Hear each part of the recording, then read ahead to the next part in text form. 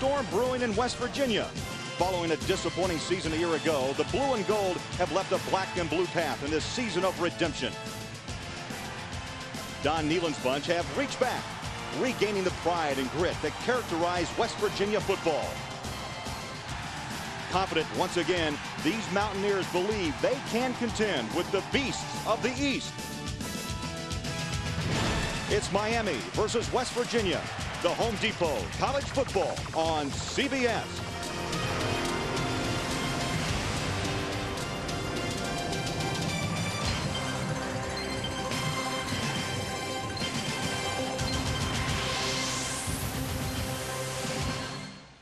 Nestled in the Appalachian Mountains since Morgantown, West Virginia.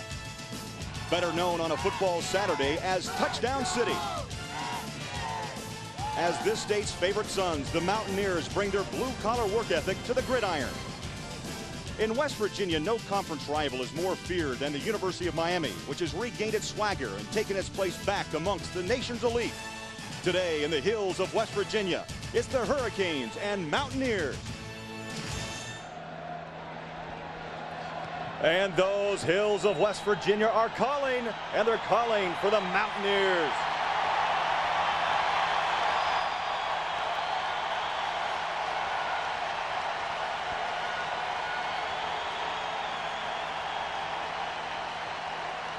And bring on 12th ranked Miami, the preseason favorite in the Big East.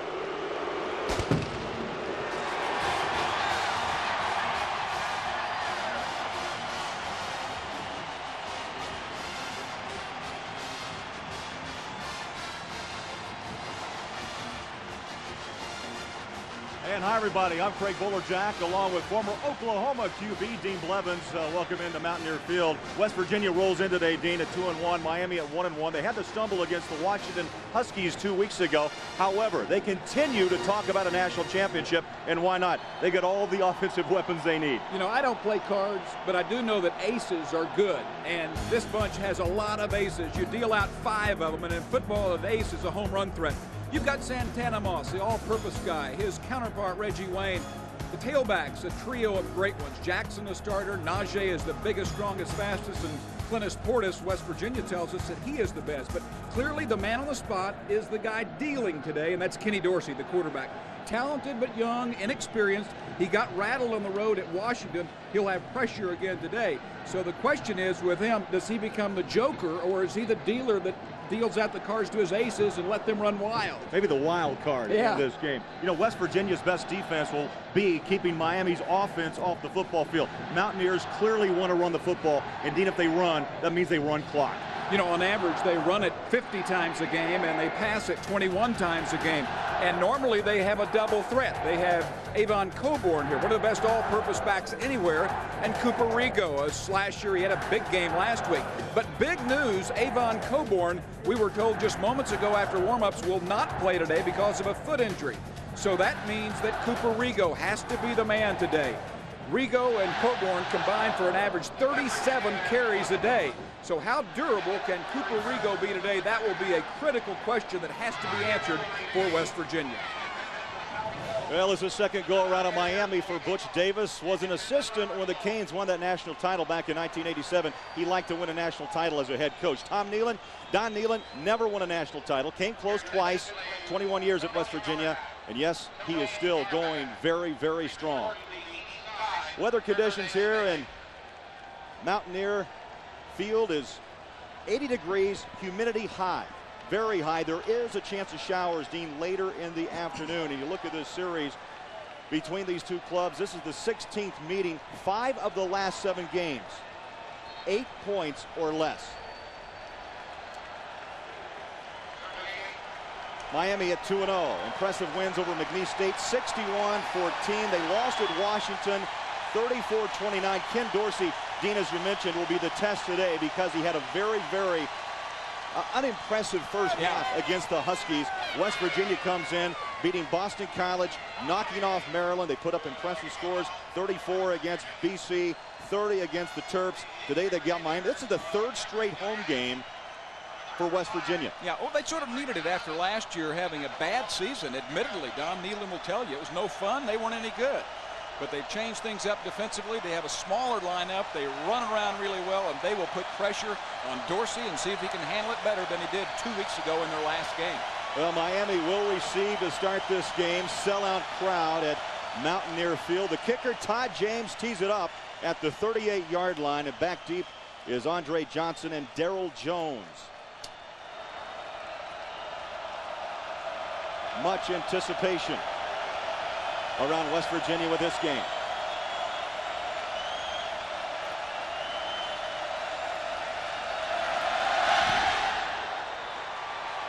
James with the kick, deep. 7 yards, 8 yards deep, no return off the hands of Andre Johnson. Ken Dorsey, 19 years young.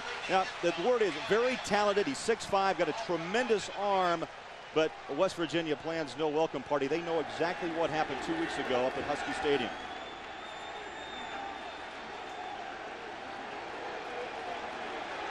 Well, he didn't handle the noise very well. I think that was the biggest thing. He was intimidated. It surprised me that he didn't know that you couldn't audible in that type of environment, and that's what he'll face again today. Two wideouts are Wayne and Moss. Both potential game breakers. They're going to run on first down. James Jackson on the pitch will try the right side and pick up a couple of yards. And again, this crowd continues to wail. Backs and receivers, Jackson, McParland, the fullback. Reggie Wayne and Moss, and the tight end is Ivan Mercer. Up front, McKinney, LaFair, Romberg, Bibla, and Joaquin Gonzalez. Gonzalez, a former walk-on, 6'5", 290 at the right tackle spot. Second down and 8. Moss in motion. Jackson again. Not much. Good down-line pursuit. David Carter made the tackle. We set up that West Virginia defense. Up front, it's Davis, Upchurch, and Antoine Lake. Lake is senior. The linebackers very good. Edmonds, Carter, Caden, and Wiley, the freshman. The secondary suspect with Bryant, Sherrod, Hackett, who will knock your hat off, and Brian Keene. Edmonds, the guy to keep your eye on. 41 is a flyer, and he's now moved from Sam linebacker to rush in. There he is. 3 wide receivers set, third down and long. Santana Moss, the motion man. James Jackson bounces off a couple of tacklers, but not much to the 26, and Kyle Caden, one of the team captains defensively, makes the stop. 3 up, 3 down, and as we mentioned, Dean, it's exactly the defense that West Virginia has to roll today. They've got to keep Miami off the football field. Well, and a conservative series called by Larry Coker, the offensive coordinator, and a good one at Miami, but I think that he would prefer to be able to power it and not put the pressure on Dorsey. Capshaw punts it away, and underneath comes Antonio Brown, a game breaker at the 36. Brown breaks a tackle and then knocked down at the 32-yard line.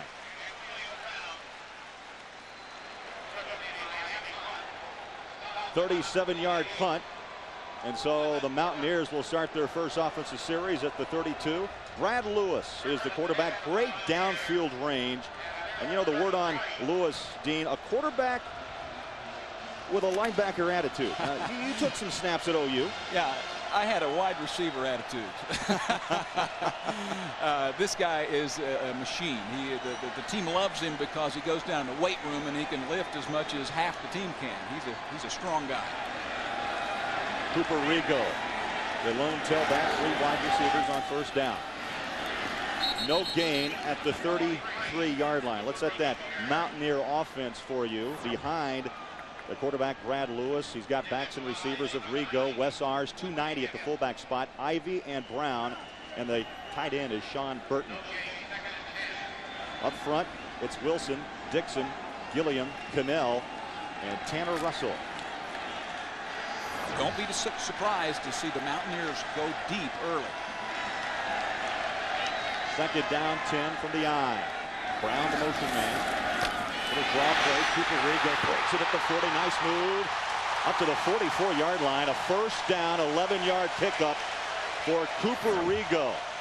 5'10", 190. Defensively, it is Joseph, Walters Lewis, and Jamal Green. Linebackers of Weaver, Dan Morgan, a dandy at the middle spot, and Chris Campbell, the junior. Secondary, one of the best in the country, with Myers, Al Blades, Reed, and Mike Rumpf.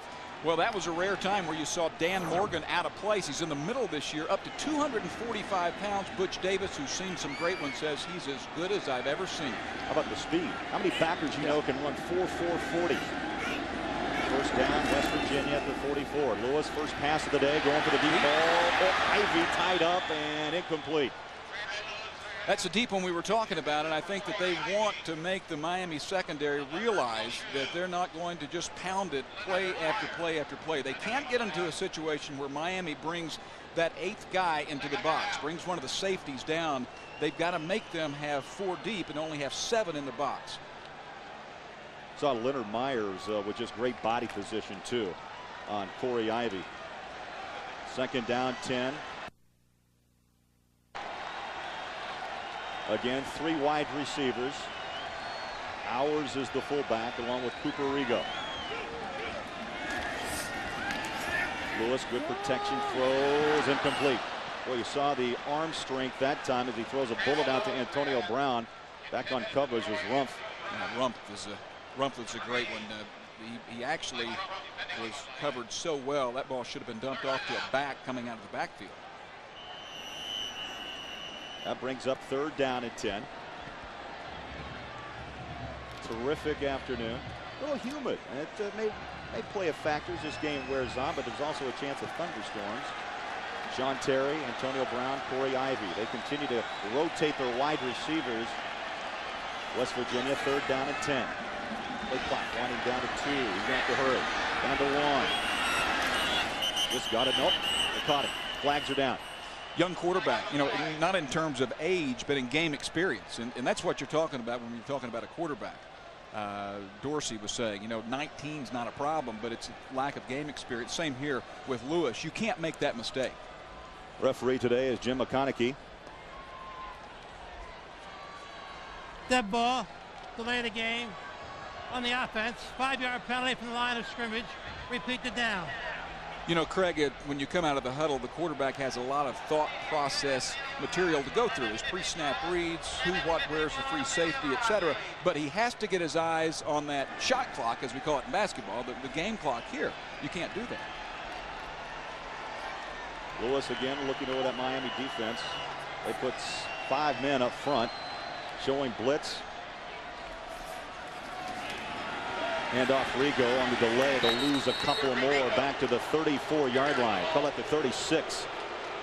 James Lewis, the free safety, came up to make the hit along with Blades. A conservative call, but one that I agree with Bill Legg. He gets some boos here as we see a run blitz, and they're able to hold that to no yardage, but you don't want to turn it over early to an explosive Miami team. Let your defense get back out there and see if they can shut them down again. Santana Moss pedals back inside his own 10-yard line. Moss blazing speed, dancing, and then knocked down. And I mean knocked down at the 23-yard line. Good special teams coverage by Kyle Caden. 57-yard punt, scoreless in West Virginia. We'll be right back. Miami over the shoulder of William Joseph. Both teams have had their first licks out there on the football field. Scoreless here in Morgantown. Miami 12th ranked in the country. And a win today for West Virginia, Dean. Bottom line, they're going to get some votes. They may just pop in top 25. They'll be one of the stories early in this football season if they stay undefeated. This drive starts at their own 24-yard line. Dorsey throws it up and into the hands of Santana Moss. First down at the 43-yard line. Dean, let's take a look at our Exxon virtual playbook. Well, that was a tough throw. We're going to show you one we're calling Moss across. And this was the only completion that Miami had against Washington, where you see Santana will come in motion.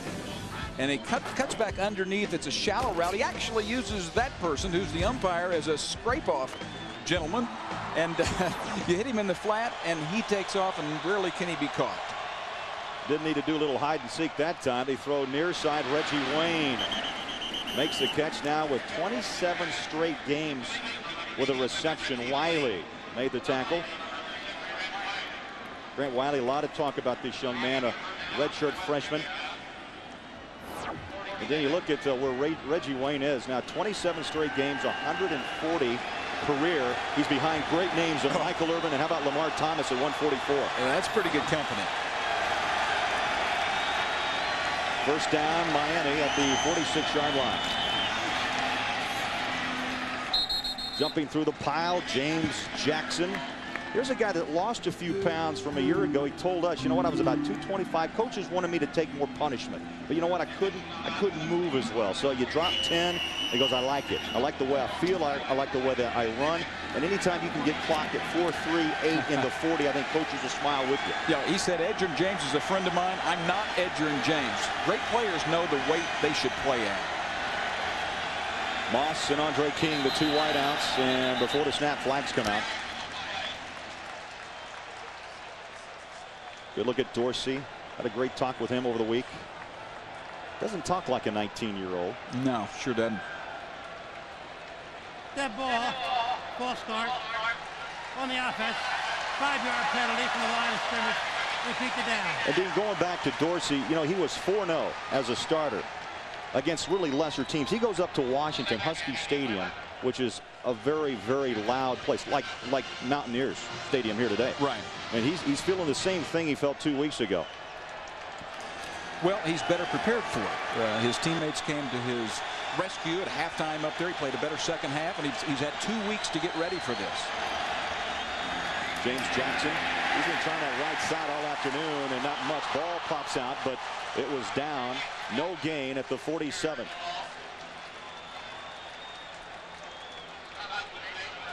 Lake and Wiley teamed up to make the stop. Well, West Virginia defensively here early.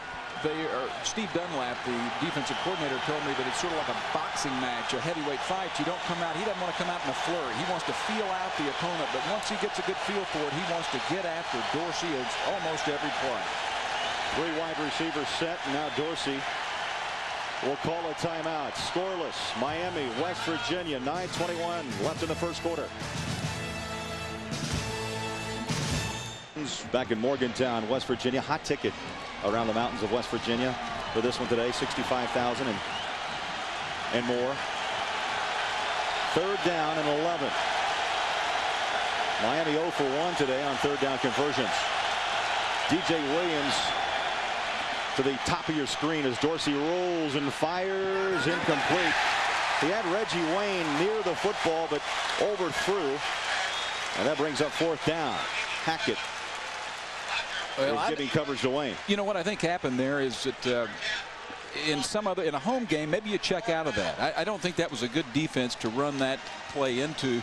But Dorsey learned last week. He says, I'm just going to go with the play that's called in an enemy environment, and that play should have been changed. First incompletion for Dorsey. Now 2 of 3. Nice kick by Capshaw. Bounces into the end zone, and West Virginia will start their next drive at the 20-yard line. We'll take a break. Again, scoreless in Morgantown. Miami and West Virginia. 21 years at West Virginia. Butch Davis in his 6th season as he remakes the Miami Hurricane program. Talk about a good game on the field. These are two fine football coaches. Oh, they really are, and it tells you the lunacy sometimes of where this game has gotten, because both of these coaches have caught heat. You know, after last week's game, with Miami, with the loss they had at Washington, his players were having to say that the coaches are fine, and Don Nealon was telling me they flew a plane overhead last year trying to get him out of town. It's crazy. Wes Hours in motion. Rigo flips it at the 30. Rigo coming near side at the 40. Rigo at the 45 and stacked up. I mean, hitting right in the numbers was Leonard Myers, a 25-yard gain, but that's the explosive and power that you will see from the legs of Cooper Rigo. Rigo may be better with the legs than his counterpart, but he has a nice job, nice hole up front, and he picks his way through very, very well. Watching the tape from the last game against Maryland when he had a big game, I thought that he really picked his way through well, and it helps when your guys up front open up holes like this. Dean, many coaches will talk about 3rd and 4th gears. Rigo is one who's been labeled with a 5th gear. You can see how he kicked it into that 5th gear and a 25-yard gain. First down, West Virginia. Rigo again, not much as they try the middle. A 2-year gain to the 47. And for an update on Wisconsin Northwestern, here's Tim Brando in New York. Craig, how about another Big Ten team biting the dust? A top 10 team at that. Damian Anderson in overtime wins it for Northwestern. That's 6 preseason AP top 10s that have all fallen with a loss. That in the second overtime, Badgers go down to Northwestern. And at Madison. Wow. TCU hammered Northwestern last week. Huge win for Northwestern. Reverse coming around. It's Antonio Brown, but it was read nicely by the front of Miami. Al Blades, the free safety, made the stop. Well, here are the offensive goals that West Virginia has every time they go out to play. They want 60% completions. They believe that per attempt here, not completion, but per attempt, 7.5 yards, 4 yards per rush, and 4 or more plays of 20-plus yards. Those are considered just big plays. And so they got one of them a moment ago, and that yardage that Cooper Rigo picked up helped the average, of course, as well. Now they'll need another here on 3rd down 11. First time we've seen the shotgun from Brad Lewis. 3 wide receiver set. Lewis feeling pressure, throws incomplete, and right on the numbers of 21, Phil Braxton. And Dean, I know you didn't throw the ball that much at Oklahoma, but when you have a man that wide open, come on. That was a wonderful throw. This will get Lewis off to a good start. Now, I don't know so much about the receiver here because that was not a very good performance by Braxton. But that ball was on the money, and it was there as soon as Braxton turned around. England at his own 30, low snap, gets the kick away off the side of its foot. Santana Moss. Oh, he touched it.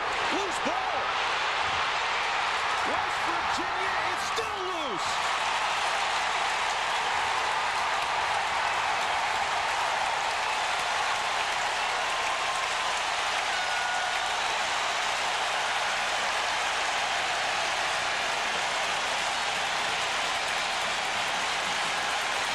It was not a good kick from England, and we've got a down Mountaineer off the side of its foot. And Dean, you don't do this. You don't go shoelace to take a punt. Santana Moss is smarter than that. Anyone who's up for the Heisman should not be guilty of something that dumb. That's 2 games in a row Santana Moss has made a mistake. Well, this special teams unit, they have labeled themselves, Dean, the Black Hats. A salute to the Mountain State and the coal miners, and the Black Hats were all over that football. Swindle was there, and then just a host of Mountaineers on it. But we got an injured West Virginia player down at the goal line. You know, the special teams for West Virginia have been an adventure this year, and Don Nehlen says, and how apt it is, that punting, the punt play is the most important play in football. So much can happen there. You can get it blocked, you can have it returned, or you can have that happen. Young man Richard Bryant, they hold his right arm, his right elbow. We'll try to get a report as soon as we can on his injury.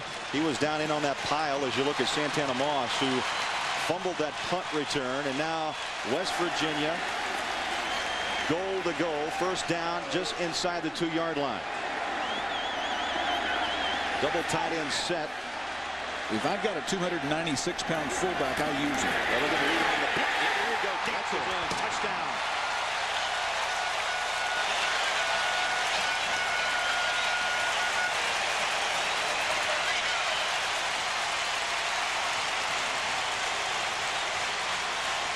Well, Rigo gets the start for the injured Avon Coburn and runs in his 4th touchdown. And look at the lead block by the 290-pounder, Wes Hours. You've got it. Right here it is. That's the key to this play. 296 pounds. And we saw him eat the other night. He's not getting smaller, is he? No.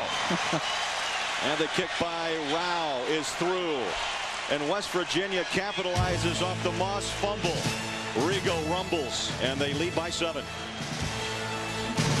On the board, 7-0. With 7:16 left in the opening quarter. 4 seconds it took, Dean. Coach will take that 1 play, 1 yard as Rigo danced in for the touchdown, his 4th of the season.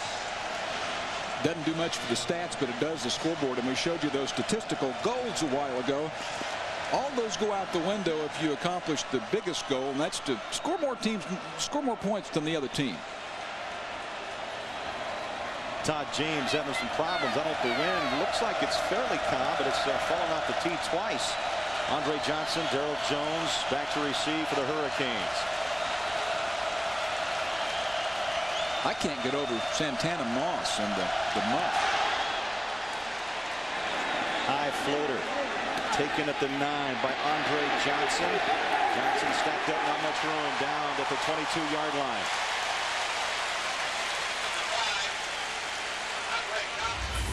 Again, big Wes Hours, the big fullback.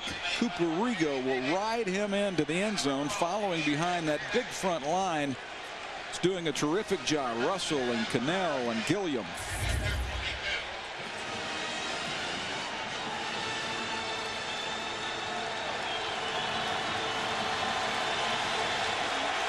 Ken Dorsey comes to the line, 2 of 3, 30 yards early here, down by 7. DJ Williams at fullback in motion. Dorsey dumps to do his fullback. Nice catch. Big fellow rumbles. Take a shot at the 38. And first down, Miami. And for an update on South Carolina, Mississippi State, let's go to New York. Tim Brando. Craig, here's your biggest story in all of college football so far this year. Eric Kimry coming in for an injured Phil Petty. A rainbow pass to Jermel Kelly. That makes it 2019. They've added a 33-yard field goal. Holtz could take a team that lost 21 in a row and win 4 straight. Timmy, I agree. The biggest story, Lou Holtz, our former partner at CBS, doing miracles. Unbelievable story. James Jackson stopped, turns on the motor again, and bit in half around the 45-yard line. Lance Frazier made the tackle. West Virginia defensively has done a good job this year. Look at last year's numbers. Woo, that is ugly. This year's numbers very good. They shut down Lamont Jordan. Lamont Jordan was a Heisman contender. No more. Allowing only 75 yards a game to the first 2 games of 2000. Second down. Handoff Williams. And DJ Williams, a highly recruited player out of Concord, California. Linebacker with fullback ability. 6'2", 235, a redshirt freshman, and he's seen some early time here in this game. He is a stallion. He is a guy that some considered the #1 recruit at any position coming out of high school last year. Great All-American, and he will be a big factor for Miami sooner or later, and it looks like they have ideas on him being sooner. From the eye, first down, Hurricanes. Jackson shuffling the feet, trying to find he doesn't need much. He's a seam type of guy. You find a little daylight and he'll pop through. But so far, that 4.38 speed, unable to unload here in this first quarter. A pickup of maybe 1. He's on that Doak Walker watch list. James Jackson, 6 carries on 12 for 12 yards. And some believe the 3rd best at his position on his team. He's a neat guy, though. We had a great visit with him the other day. Bootleg, a throw, the catch, DJ Williams. First down, Canes at the 36. Wiley and Hackett chasing down. The thing that DJ Williams gives you that Will McPartland, the starter, doesn't is this type of thing. Watch him get out in the flat. A little check on the blitz, out in the flat. Linebackers can't get there. And he knows what to do with it once he catches it. He is a multifaceted guy, soft hands and big muscles. That's a good combination, Craig. You know, if you want to line him up in the slot, you can do that all day. He's got like the Frank Wycheck body. Jackson wrapped up. Somebody lost a shoe. A loss of 2. The strong safety is Hackett, and he hacked his way through for the tackle. Strong safety gets in a lot of tackles here. Hackett will come up, number 10 on your screen.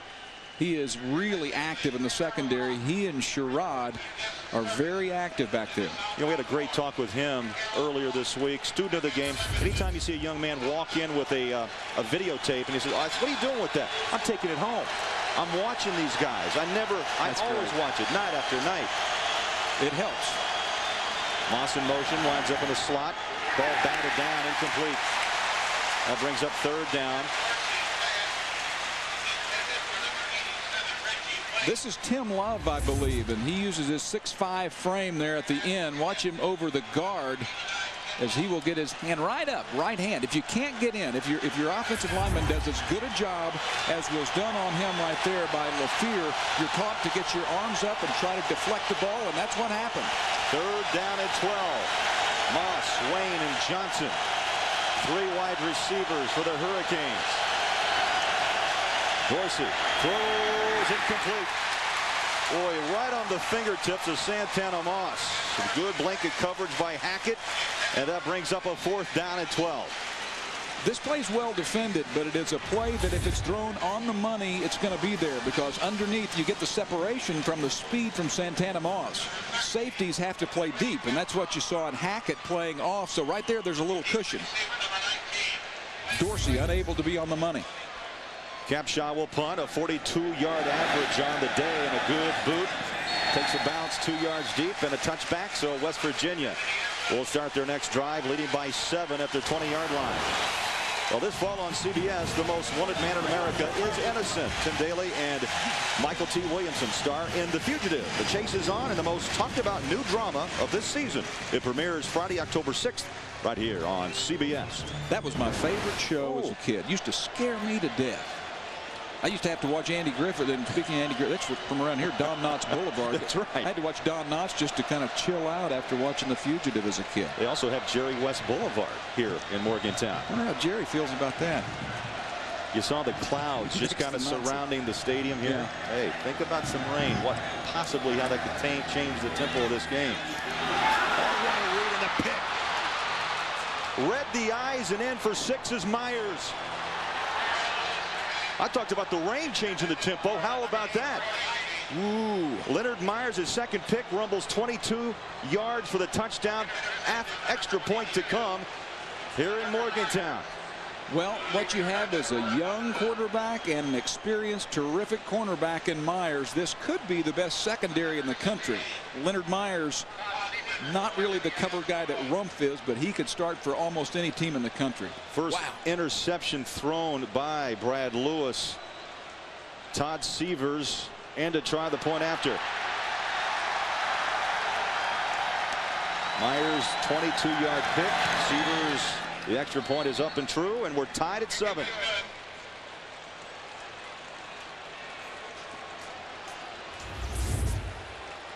From the end zone, we'll see Myers out here to our screen right, as Lewis should know better right there. You can't force that ball.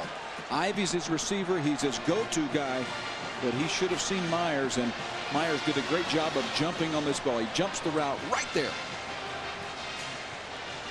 That's why he's a stud.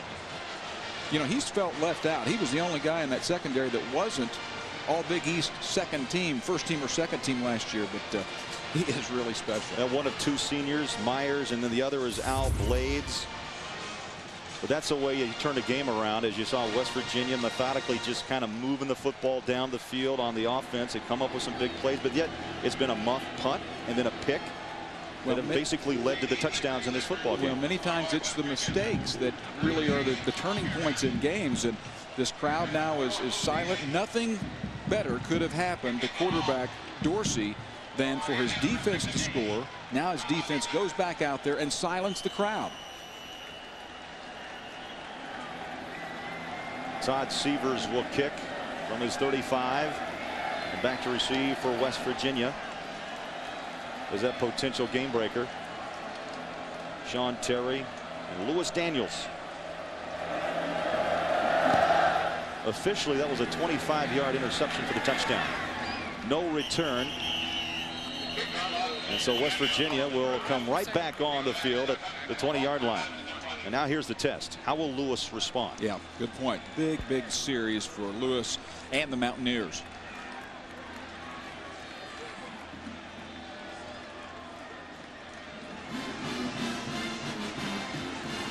Lewis in this game today is 0 for 4.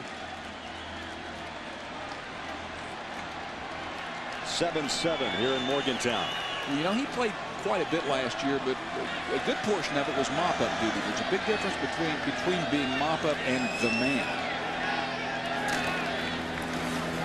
Lewis to Rigo. He'll lose 1. Back to the 19-yard line. Dan Morgan, not fooled, shot through the gap and made the tackle.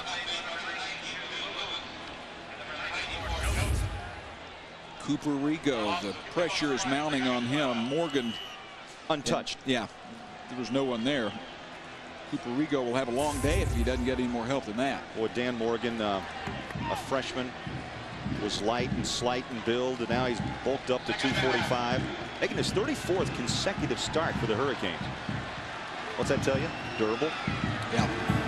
Yeah, you said 4.4. He told us he ran a 4.440 on the grass. Run game shut down right now. Miami is smelling, and they are smelling it very well, led by Joseph and Quincy Hips. Well, Rigo is a guy, he says that when people see my size, they don't think I'm as physical as I am. And that will be put to the test today. They're going to have to spell him some, and they're not deep because they've lost a couple of tailbacks behind him. They're going to have to go shotgun some to give him some relief. They'll have to put him on the flank some, and they have to put him on the bench occasionally. 3rd down and 16. 0 for 2 on 3rd downs. West Virginia from the shotgun. Once again, Lewis. Flags come out.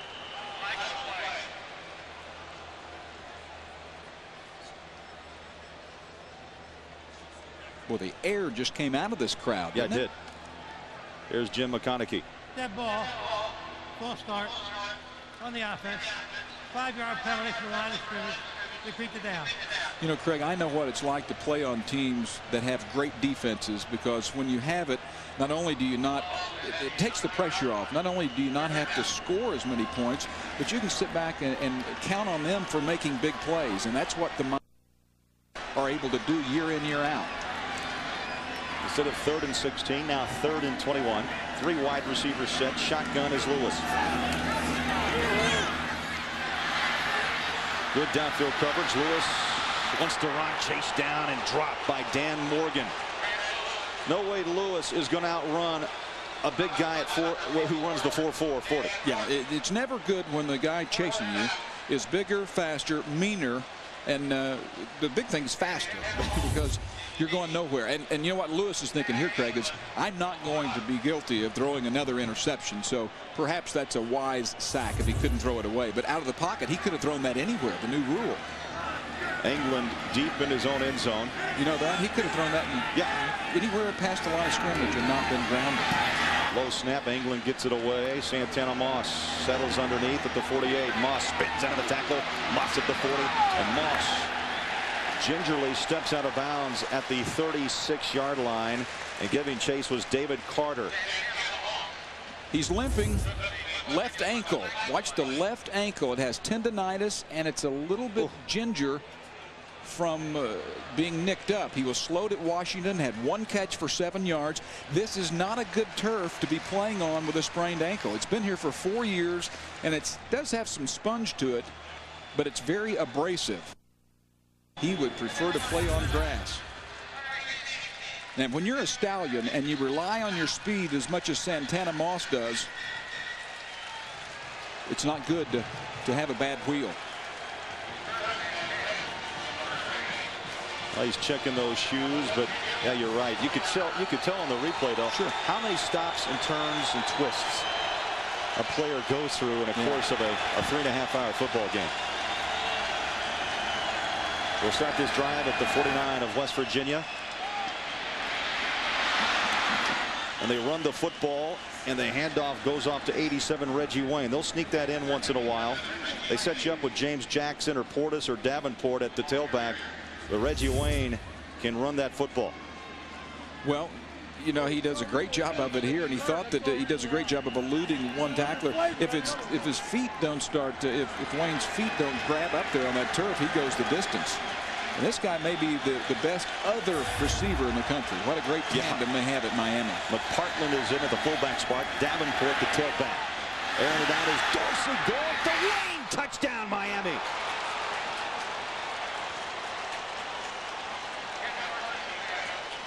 .38 yards.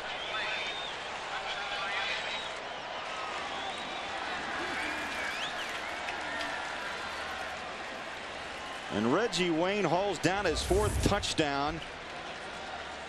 of the season.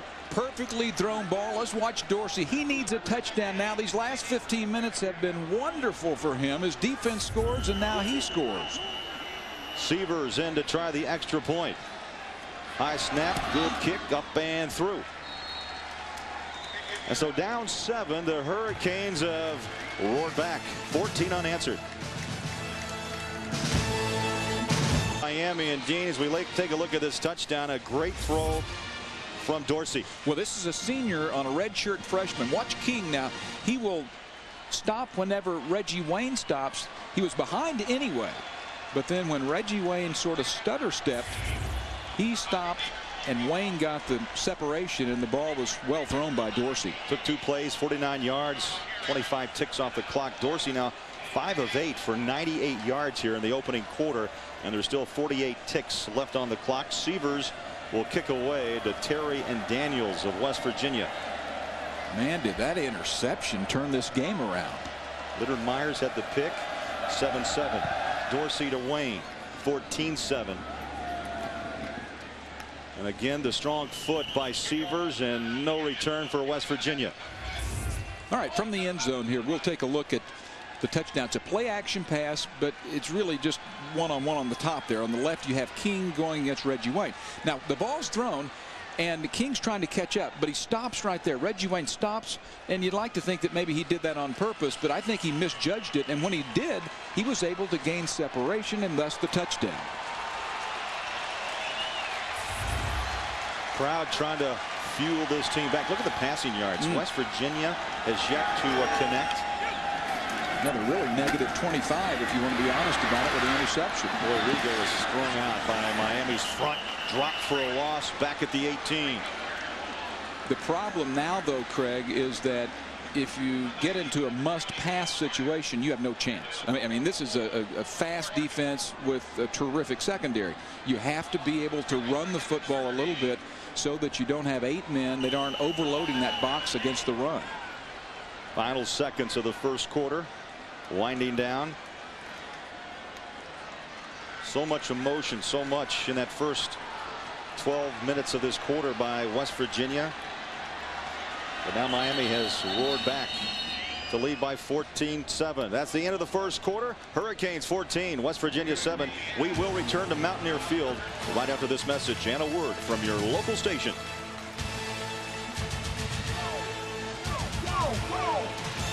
Canes have roared back to put 14 on the board and lead West Virginia 14-7. We start the second quarter of play here.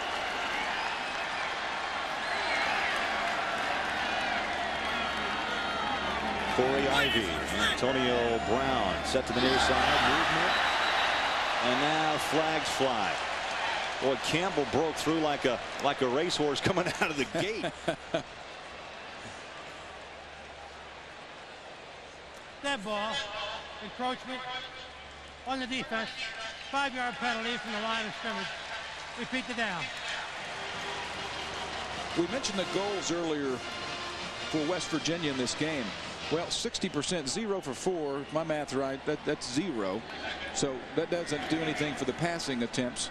And then 2.5 yards on the 4-yard goal. So they haven't reached that one, and they did have the one long. So unsuccessful in that first quarter without that punt muff. It was a bad quarter. You're good on that math, by the way. Indeed. Corey Ivy leans out, makes no. They're going to call incomplete. Incomplete. Let's get an update. Kentucky, Florida. Here's Tim Brando. Craig, if you were with us earlier today, Tillman talking about the vertical stretch of the Kentucky offense. How's that for a little vertical stretch? Chad Scott from 2 yards out. Florida up 17-10 in the second. Back to Craig. They look like Inspector Gadget. You know how he just kind of. That was a lean, indeed. That's your own version of a vertical stretch. Total yards, Miami 131. West Virginia with 21. They look at third down.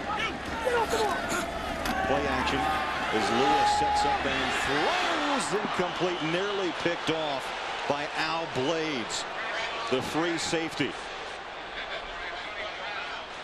And that brings up now a punting situation, 4th down and 8. Now those are calm eyes you're looking at on the surface, but inside his stomach is in a knot. Brad Lewis threw the interception for the touchdown that turned that game around early, and then that was a poor decision and almost should have been an interception in Miami's ball or a touchdown. Now a timeout taken by West Virginia.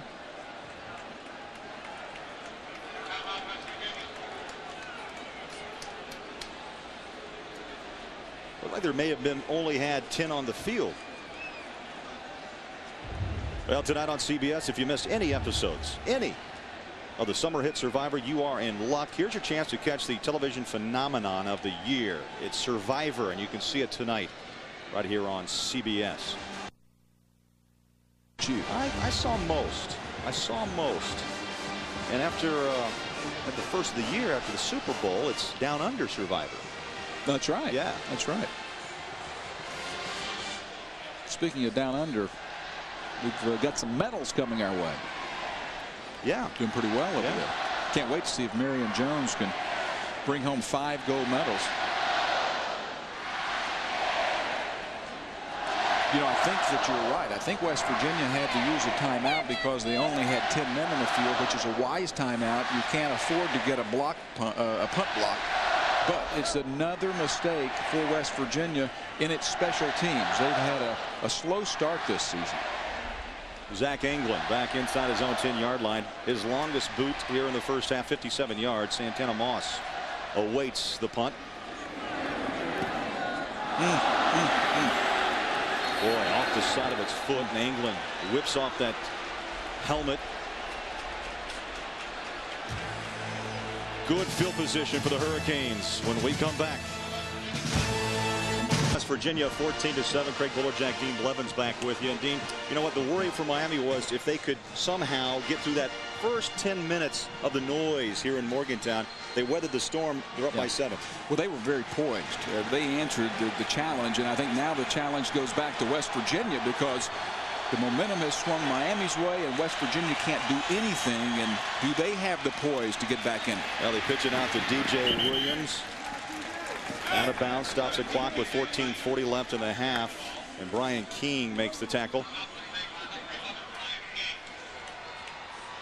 Now, Dean, DJ Williams, we didn't think we'd see a lot of DJ, but he's been a very important factor in this Miami offense. But, you know, we talked about Jackson. You talked about Najee Davenport. Clinton Portis, we've yet to see who really wants more playing time. Now you throw DJ Williams in the mix, and again, the weapons continue to grow. Play action. Dorsey sets and throws. A collision, no flag. Boy, Reggie Wayne was up on the ladder, but Lance Frazier put the blanket coverage on him. Wayne did not argue. I thought there might have been some contact. Yeah, I thought it was close. You know, what you see is Larry Coker, the coordinator, going at Frazier, who is in there for the first time. He is a freshman, and they're picking on him because he's a backup player. Bryant goes out with a wrist injury. They have the wide side of the field. He's a wide side corner, and he's got to play those great receivers. Double tight end set. Andre King, the lone wide receiver. They throw. DJ Williams makes the great catch. 10-5 and bounced out of bounds at the 3-yard line. Wow. Did you see him pull away after the reception? And you mentioned why he was. You just saw why he was one of the most highly recruited players at any position in college, out of high school. Well, any position because they don't know where he can play. He can play every. Watch him separate here. That is a burst of speed, and he gives them a new element. When you have a weapon like that at fullback, we need to add a 6th ace to the deck. I think so. Davenport tripped up around the 1-yard line. I'll bring up 2nd down and goal. Boy, if there's any way West Virginia could come up with something and get a turnover for Coach Nealon, this is greatly needed because this thing has turned so quickly. They're going to be down 2 if they don't watch out. 2 touchdowns. 2nd down and goal as you look at it. 1 yard from pay dirt. On the rollout, Dorsey in complete. Yeah, just throw it away. That's what we talked about a while ago. If you're outside, new rule this year, if you're outside the tackle box, you can throw the ball away anywhere as long as it's downfield. And that's what Dorsey chose to do there. I was just going to say, compare that to what he did in the first half 2 weeks ago up at Husky Stadium. Yeah. Huh? Yeah, exactly. Yeah, the opposite decision, the opposite result. He's a fast learner. He is. Third down, pitch, Najee, Davenport trying to outrun West Virginia's defense, could not turn the corner. Here's a guy that rehabbed a torn ACL a year ago against Ohio State in that kickoff classic. He has blazing speed, but not able to turn it around the corner this time. Well, and Najee is such a big, powerful guy. You've got to have several defenders out there laterally moving down the field, and they do. Terrific play by Hackett on the tackle. How about Lance Frazier? Got down low on the thigh pads and took the legs out. Fourth down goal, and Miami will go for it. Biggest play of the game so far. Dorsey throws it. Reggie Wayne, the intended receiver. You talked about a big play for Don Nehlen. Butch Davis gambled. Fourth down is now first down, West Virginia. Well, and Butch Davis is saying right now, gosh, he's there. You've got to hit the man. Dorsey a little anxious, I think, here, Craig, because his man is open. He overthrows that, and it gives West Virginia the chance. And Butch had 6. It goes the other way. I like the call, though. I mean, Larry Coker is a balanced guy. They run pass about the same, and people thinking run here. He throws it. West Virginia has run 7 plays, minus 12 yards, and they are backed up on their own goal line, and they just do the simple handoff straight ahead, trying to get some breathing room. And why not give it to Wes Hours? 6'1", 290, a senior. We had a chance to have some dinner with him. We kind of kidded him about his meal, his diet. This is what he told us. Breakfast, I have 1 bowl of cornflakes. For lunch, I have 2 chicken breasts, boneless with green beans, and dinner just spaghetti and bread.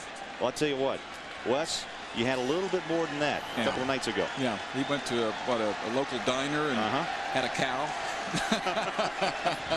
A cow and then some dessert and a couple of chickens. Play action. Not much, but at least the Mountaineers are breathing. Myers and Clark team up to make the tackle on Antonio Brown. You know, West Virginia is known as a conservative type offense. We've talked about the run-pass ratio being almost 3-to-1 run. Let me check that real quick. Corey Ivy making that catch. Last week, though, they had to come out of their end zone a few times, make some critical throws downfield, play action. They did there. They had him back in the end zone. Good protection. Third down and 2. 2 wideouts to the far side. Now they stack that far side with 3 wide receivers on the rollout. The catch. Heard footsteps. Now don't blame Lewis. Cooper Rigo was trying to turn the corner just about a half a step before he had possession. Well, I like what they did. They moved 3 people simultaneously, which you can do as long as you get set. Try to catch the defense off guard. It was drawn up on the blackboard perfectly. Lewis says, I got one. No. That's a play where Coburn would have come in handy. Yes. Fourth down, punting situation for West Virginia. Santana Moss at the 44-yard line. Moss heads to the near side and dances out. Not trying that ankle right there at the 45. CBS Sports coverage of the Home Depot College football will continue after this word from your local station.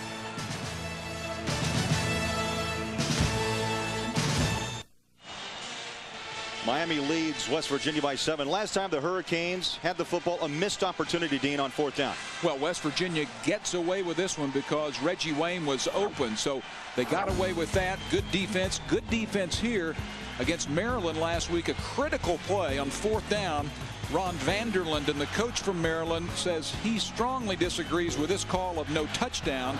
And Coach Vanderland and also had problems with a couple of plays earlier he thought were in, but the referee said no, and West Virginia took it 99 yards and clinched the game. 30-17 the final. 11:29 left here in the first half.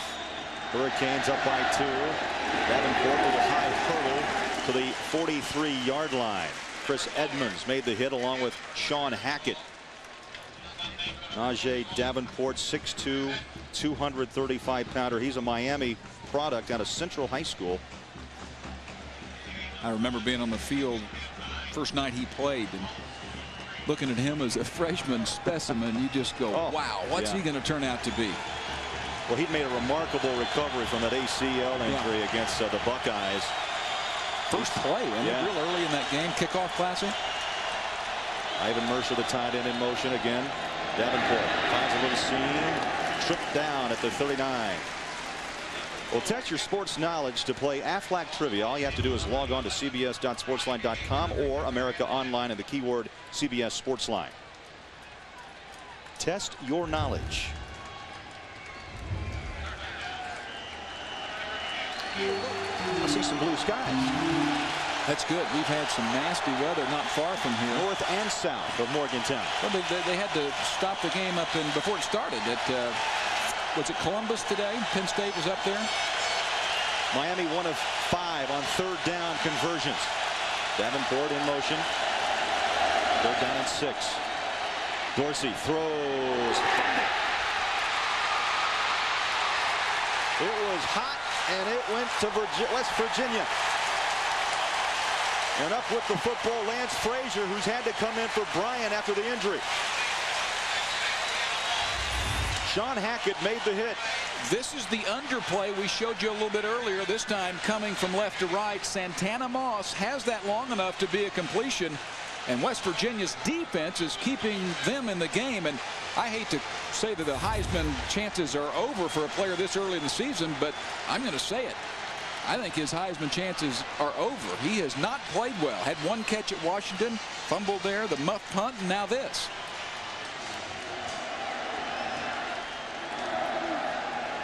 Hours and Rigo in the backfield. The motion man, Brown. Cooper Rigo trying to slash his way through traffic to the 32-yard line. Those are hard yards, Dean, for Cooper Rigo. You know, last week against Maryland, he ran free, 114 yards, a couple of touchdowns.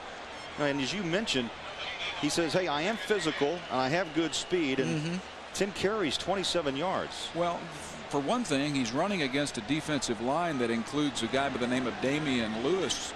You'll watch him, 92 in white, who is just an all-world player.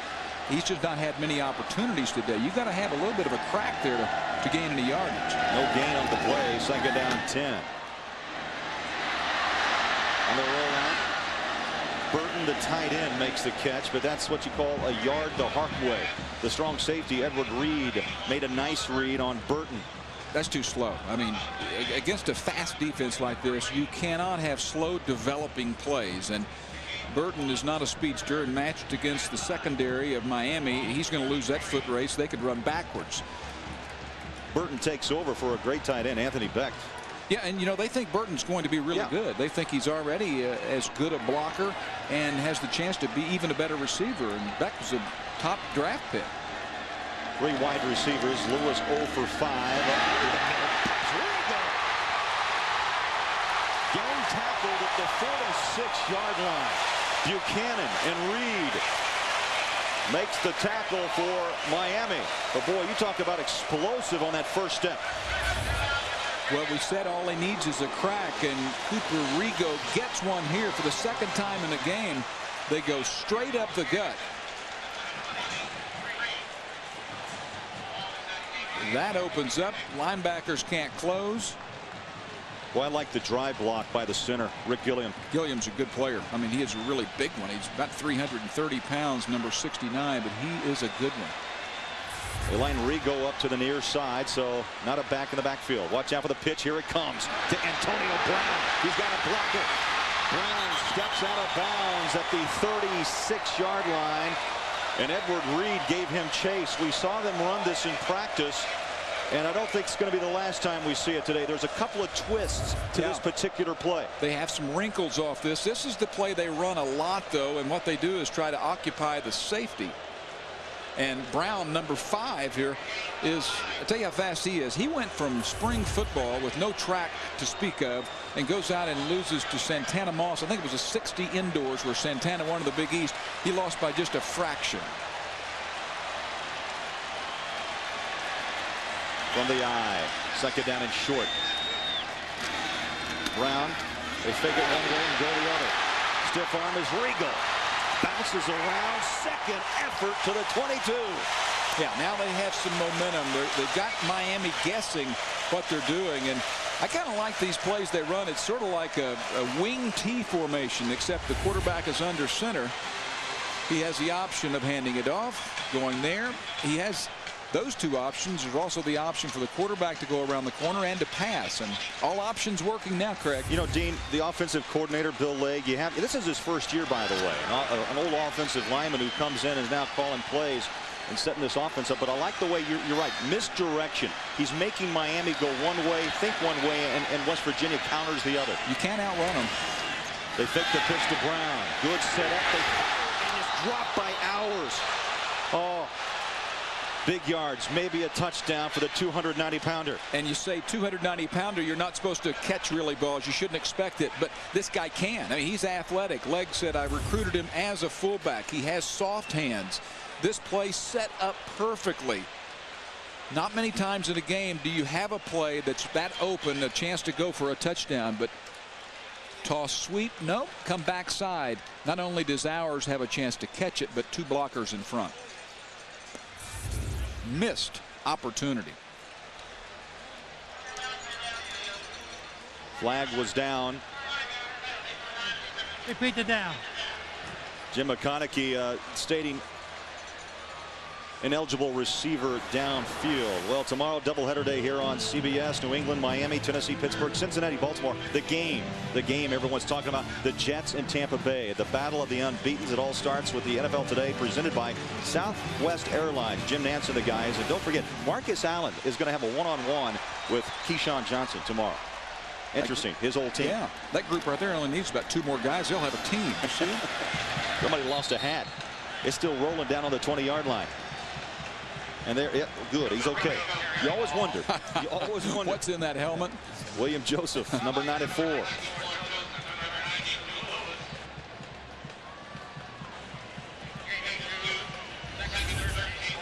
Joseph, a big, strong guy here. I believe he's starting at that position. And we say big, strong, we mean at 6'5 and a half. And nope, the other side in the middle. Joseph's a 295-pounder, though. And second down and 13. Play action. Flags are down. Lewis on the run. Canes giving chase, and Lewis showing smarts of a quarterback who says, I better get out of town. He dodges and is out of bounds at the 17, but a flag down. Yeah, Butch thinks it's holding and probably is. Mountaineers shooting themselves in the foot.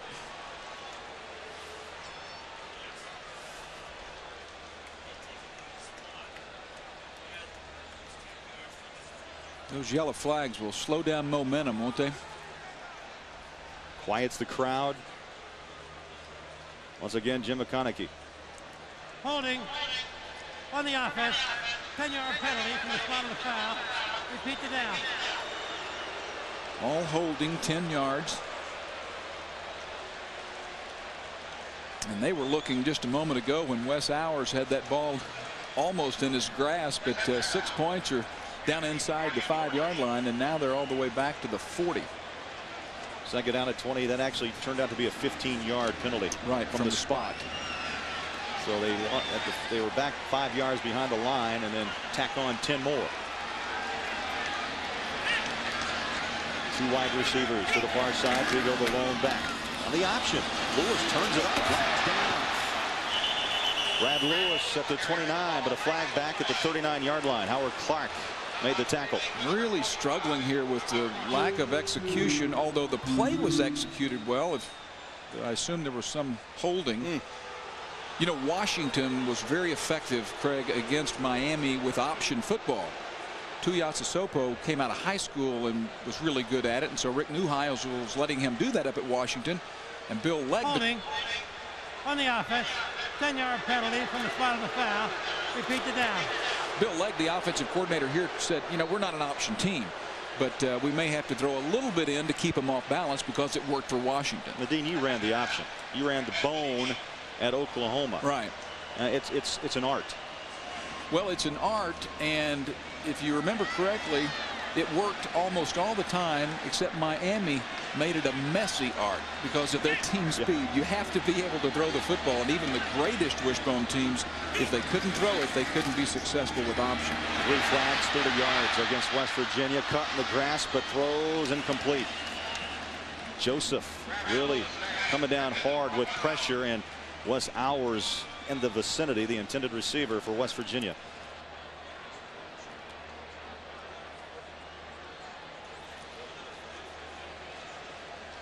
Well, there's 3rd and long, and then there's 3rd and impossible. This would go into the latter, and they've had this several times this year. You know, their 3rd down conversion percentage is not very good. It's 23%. Their goal is to have it around 45%, but they've had several times this season that they've had 3rd and 30. Did you ever get a 3rd and 38 option call? Yes, sure did. Actually, would convert a couple. When you pitch it to Joe Washington, you got a good chance. That's what it's all about, speed. They set up the screen pass. Rigo at midfield. Little cut, falls at the 42. Boy, for a moment, West Virginia had some room, but Miami able to close in a hurry, and that brings up a punting situation again with 6:16, and the clock runs. Hurricanes by 7. What a disappointing finish to that series for West Virginia, Craig, because they had Miami on its heels, misdirection, everything in the playbook was working, and then penalty. Santana Moss at the 10-yard line, little poof punt. High hanger. No return, and about 5 yards deep. And so Miami will start at their own 20, up by 7 when we come back. The Mountaineers and the Hurricanes. By 14-7, 5:50 left here in the first half of play.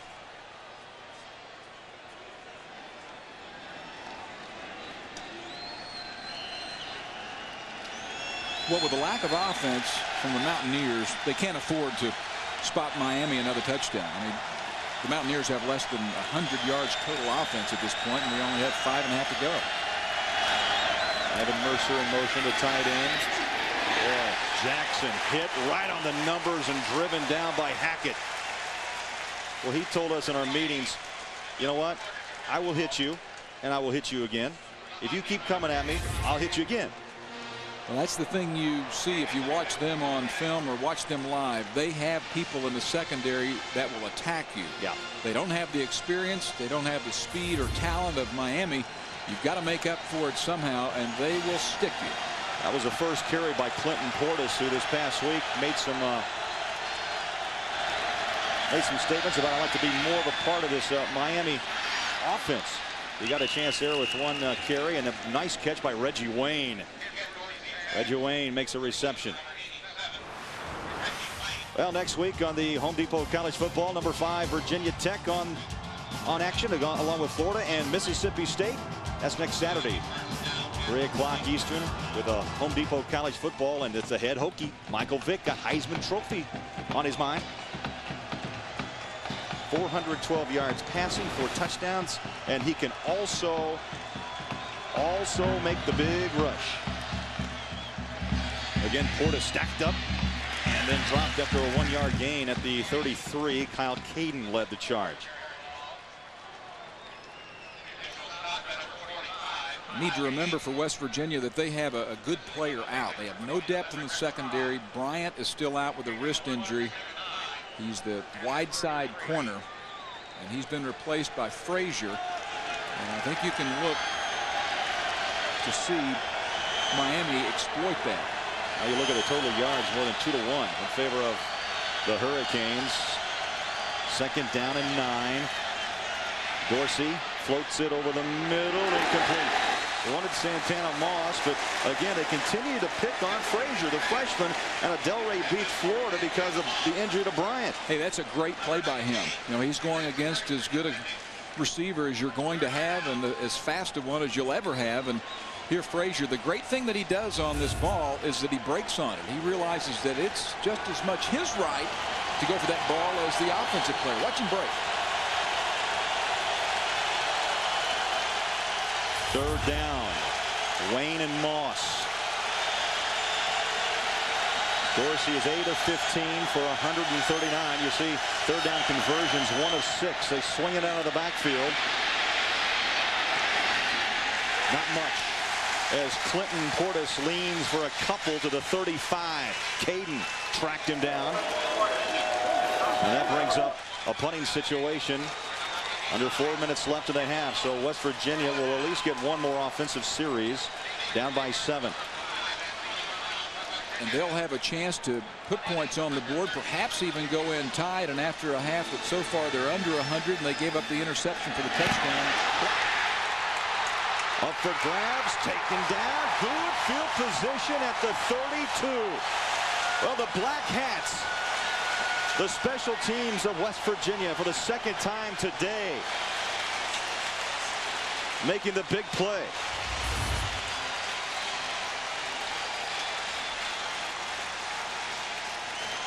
Well, it's an all-out rush. They're not thinking return. They're bringing everyone. James Davis. Too many men for Miami to block. And that's called selling out. You remember when you play, you're selling out when you fly at the football like that, and that was a great angle. Davis made the block. Terry gathered it in, and West Virginia knocking on the door, and they have a lot of time left here before the half. 3:28 remaining. They fake the reverse. Push down of bounds. Miami, great read defense by Dan Morgan. I mean, that was a dipsy and a doodle, and then Brad Lewis tried to turn the corner, but Morgan, with that great speed at the middle spot, could not turn and gain yardage. Well, and the problem with it is that that was one of their gadget plays. They hadn't shown that before, Craig. And you know, we've talked about the man coming in motion and the options you can present, but they were really hoping that they could get the quarterback on the wide side of the field, just like they had it set up right there, but it was very well defended. You know, there's still another twist to that play. Yes, sir. 3 wideouts and second down. Call it 14 from the eye. Lewis changing things up with 5 seconds on the play clock. Takes the snap with 3. Little quick hop read. They flip it to Brown. Turns it on, steps out of bounds, smartly stops the clock with 3:15 left. Mike Blum makes the tackle. Well, you know, Lewis looks out there and he sees that he has man-on-man. It's one-on-one, and even though he's with a terrific cornerback, this little guy 5 is a jitterbug. I wouldn't want to have to play touch football against him, much less tackle in that situation. You know, they ran him 10 times in the 40. 10 times, Antonio Brown. His average, 4.18. Well, I've never heard of anyone that fast, but just hearing those times tells me that he's really fast. Yeah, let's just say he's fast. Yeah, he's track fast. Lewis now 4 of 12 for only 24 yards. Arrigo up the middle, close to the first down. Past the 25 to the 24. Morgan again. We have called his name many times. Interesting proposition here. This has not been a good field goal team. They just haven't kicked the ball well. But on 4th and short, Don Nealon saying, let's get points. That's the most important thing at this point. Well, it's Oliger, John Oliger, a senior. He's hit 3 of 4 field goals. Those will be marked at the 32, so a 42-yard kick. And the kick is away long enough and good. That looked pretty good. Officially 41 yards. West Virginia closes the gap to 4. By 4, 2:37 remaining. We look at the scoring drive. Oliger hits from 41 yards out. 4 plays, 8 yards. You know, the Oliger brothers are here. Jesse is the backup punter now at Miami, and John just kicked that field goal. Great story. They're from Newark, Delaware. They played for Bill Berge, the former linebacker for Philadelphia. Their mom flies a helicopter, and she sometimes lands right over here to our right in the parking lot. And their daddy's a Caribbean developer, so quite a family there. She speaks 8 languages and is working on a 9th. Only 8, but going on 9. That's right. I wonder if she wears a Miami hat and in West Virginia a sweater. I don't know. Long kick, going to bring it out. Andre Johnson, 5 yards deep. Johnson at the 20. Johnson at the 26-yard line. Well, coming up on the AXA halftime report, Tim Brando, Spencer Tillman, 2 of the best, have all the scores and highlights, plus the latest college football news, and plenty of it today. Big upset they'll talk about. That's all coming up on the AXA halftime report. Yeah, it's great to watch them, and you never want to miss that because you can be out all day, or you can be at a game and come home and wonder what's happening. You can get caught up in all of it. 10 minutes. That's right. Like that. Miami with a 4-point lead, 2:26 left in the second quarter. Dorsey wants to throw, complete. And that's to Jeremy Shockey, a sophomore from your part of the country, Ada, Oklahoma. Yeah, it's a great high school football area. This is a young guy that has the size at 6'6" to be really good. And Larry Coker, the coordinator, says he thinks he will really be a good one. He is kind of more dangerous on the seam route than Mercer, a bigger, stronger guy, good in the flats. 19 years old, Dean. How do you like being 19 and weigh 245? Huh? James Jackson breaks it to the 40. First down, Hurricanes. Sherrod and Hackett made the tackle under 2 minutes left in the opening half here at Morgantown, West Virginia. Well, Miami has 2 timeouts left. They have plenty of time at 1:48 to go here, and they are such a diversified offense that they can get in the end zone with any different number of things because their backs are so explosive. Andre King, Santana Moss, your 2 wideouts on first down from the 40. Clock is running. Dorsey sets and throws. Sideline. Up on the ladder. Incomplete. Boy, tough play. Andre King made the catch, but Brian King was back on coverage. Redshirt freshman. And this redshirt freshman passed the test here using the sidelines as another defender. He knows that if he comes down with this one, he's out of bounds. That's terrific defense.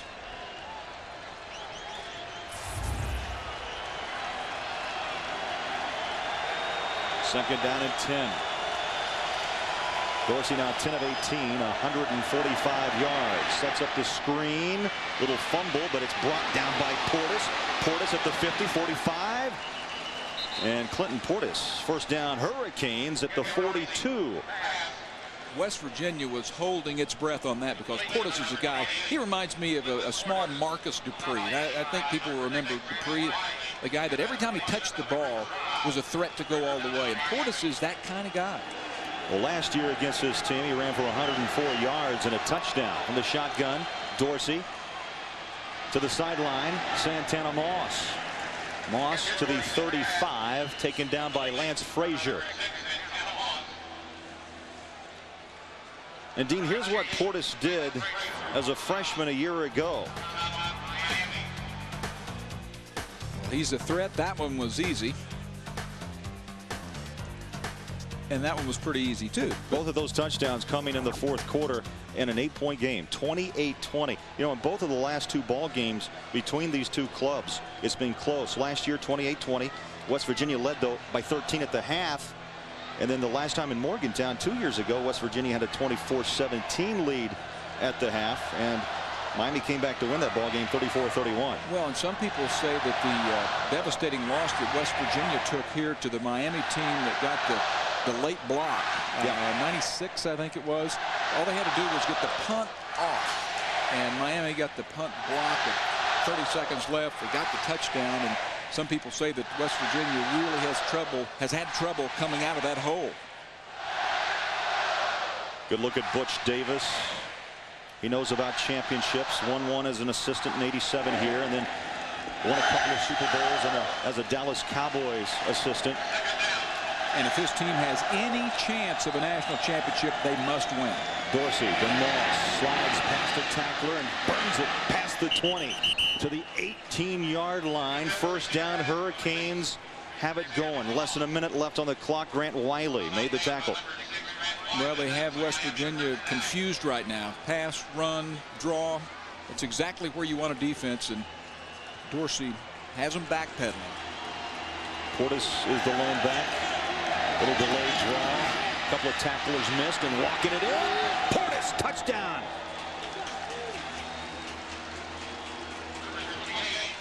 Now that was an impressive drive in a little bit more than a minute. And they only used one of their timeouts and probably didn't have to use that. We talked about the draw. They come back to it. They get seal blocks. And Portis, the dangerous guy he is, he lives in enemy end zones. Todd Severs will try the extra point. Kick is up and away and through the uprights. Clinton Portis did not play in that first quarter. He's getting plenty of carrying time here as he makes the cut and he turns it in for 6. Explosive on the touchdown run. He has a stunt coming here. That stunt unsuccessful, and then the safety right back here over pursues. He's not in position, doesn't have a good angle on Portis, who's a speedster, and he gets it in. 17-yard run officially. In less than 2 minutes they go 73 yards on just 7 plays. They didn't break a sweat doing that. Seaver will kick away from his own 35-yard line. 44 seconds left in this track meet here in Morgantown. Well, we were thinking 35 points or so for the winner. I don't know that the defensive coordinators were thinking that. They've got explosive return men for West Virginia. They're just standing at the 2-yard line. Seaver's little bounce kick taken at the 28. And a safe play by the Hurricanes, respecting that speed of West Virginia's return man. Knapp covered up for West Virginia. Well, you do that and people wonder why you do that. Well, you just take away the chance of anything big happening. I mean, you're not going to lumber in 70 yards kicking it to linemen. Well, timeouts remaining. West Virginia with 2 if needed. Miami has 1 remaining. And this is a tough task for the quarterback because Miami's so good in the secondary. The first thing you do is you don't want to give up points. From the eye, they hand it off to Rigo. He's had tough yardage here in the first 2 quarters. To the 42, hit by Myers. Fans aren't going to like that. You hear a few boos coming out.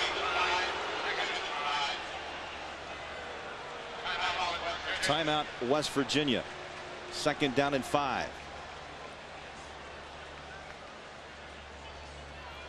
Don Nealon's over there saying, you know, guys, that was one of the same plays that Miami just ran against us. The only difference is they busted it loose for 20 yards and we get 4 and we get booed. So we'll take the timeout, see what we can do with the time remaining. Good look at the eyes of Brad Lewis, a junior. You know, he started 3 games last year for the injured Mark Bulger, and many thought that was just in a way a blessing in disguise because it gave him great and much needed reps. But then spring came and he did not have a good spring. And a young man named Scott McBrien, a redshirt freshman out of Rockville, Maryland, really pushed Brad Lewis. He came back, worked the entire summer with his O-line, his D-line in the weight room. He got together with Antonio Brown, Corey Ivy, and he really solidified himself as a starter here. Yeah, and he lost that 10 pounds I think you mentioned earlier, and he's getting a better feel for things. 2nd down and 5. Antonio Brown in motion. Lewis play action, steps in the pocket, pumps and throws, incomplete. Down the far sideline, and that stops the clock with 21 ticks remaining, and that brings up 3rd down and 5. Corey Ivy basically shut down in this first half. You talk about a good story. Corey Ivy is what college football is all about. Here's a kid who came out of Boca Raton and had big visions. His scores, test scores, weren't quite high enough, so he thought he was going to sit out a year. He ended up taking the test and improved by 100 points, and they said, no, that's too much, and we'll finish that in a moment. That was at Tennessee. Brown in motion. Hand off. Rigo stuffed. No gain. Brings up 4th down. William Joseph crashing down from that right end spot. He ends up driving up here. What did he tell us the other night? 20 hours? 20 hours with mom and dad, had a connection, and said, you know what, he missed most of 2 days.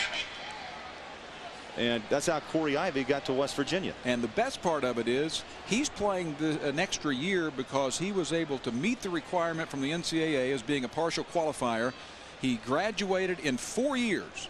In 4 years, so he gets the extra year. I say he shouldn't have ever been a partial qualifier anyway. Now he's gone full circle. Yeah.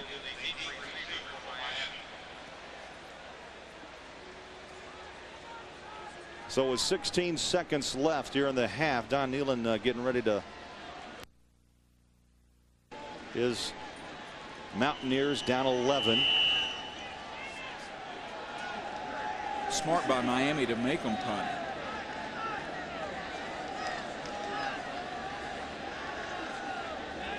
Santana Moss at the 15, low snap, tough, able to get it away, a wobbler. Boy, punting has just been a trouble spot in this first half. Well, down to around the 27. And that's the snapper. I mean, they have just had so many problems with the snapper. Terleski has been really good in practice. And then the snaps in the games have been on the ground, and then one will fly over the punter's head. 28-yard kick. 8 seconds before we break for halftime. Stand by for the halftime report. Timmy Brando, Spencer Tillman.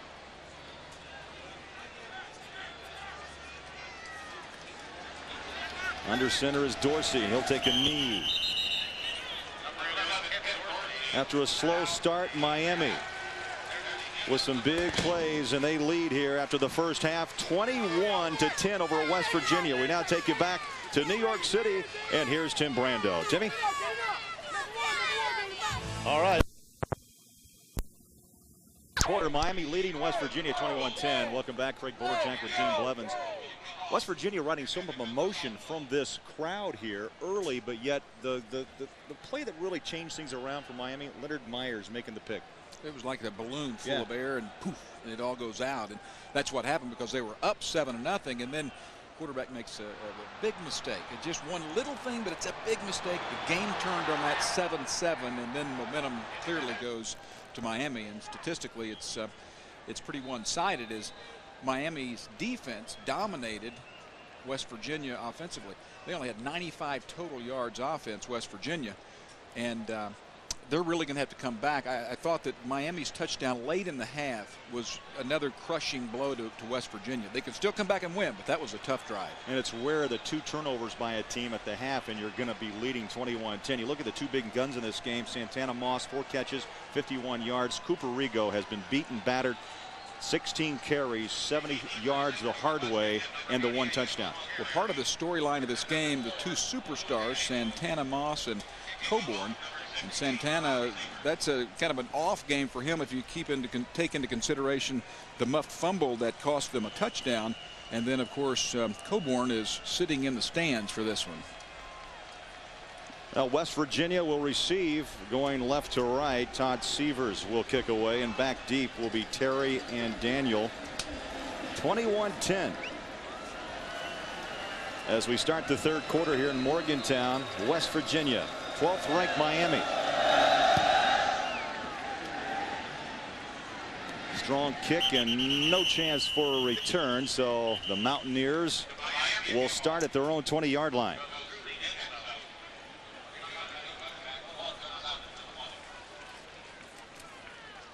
Safe to say that Brad Lewis had a tough time in the first 2 quarters. As you look at his numbers, Dean, 4 of 13, 24 yards, and had the pick run back by Myers, and that tied the game at 7. But I think that was really, as you mentioned, a very key moment in this game, that the emotion left the stadium.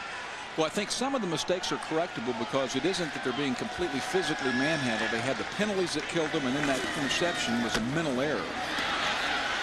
Starting on the ground, and again starting where he left off. Tough yards for Rigo, and he was taken down by the strong safety Edward Reed.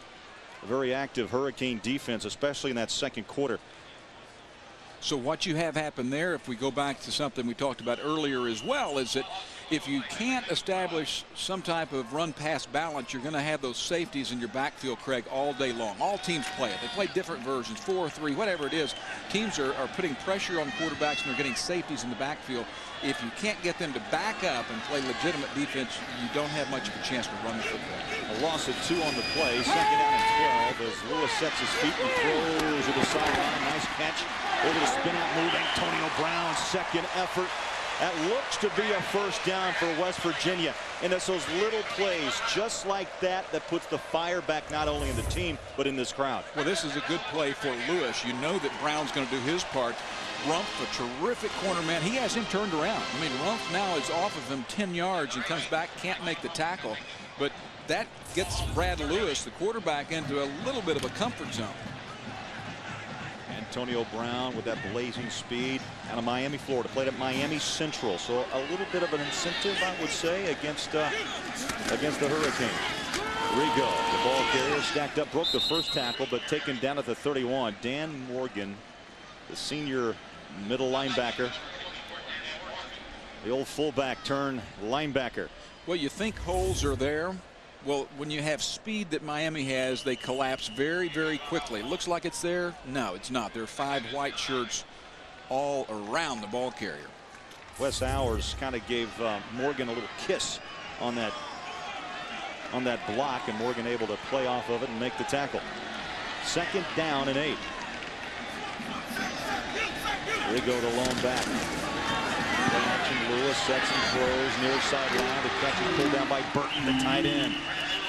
Burton to the 36, tackled by Al Blades. Well, our Rigid Tools Scholar Athlete of the game is West Virginia University tight end Sean Burton. Rigid Tools' commitment to the investment of our future is shown today by donating $1,000 to West Virginia University's General Scholarship Fund.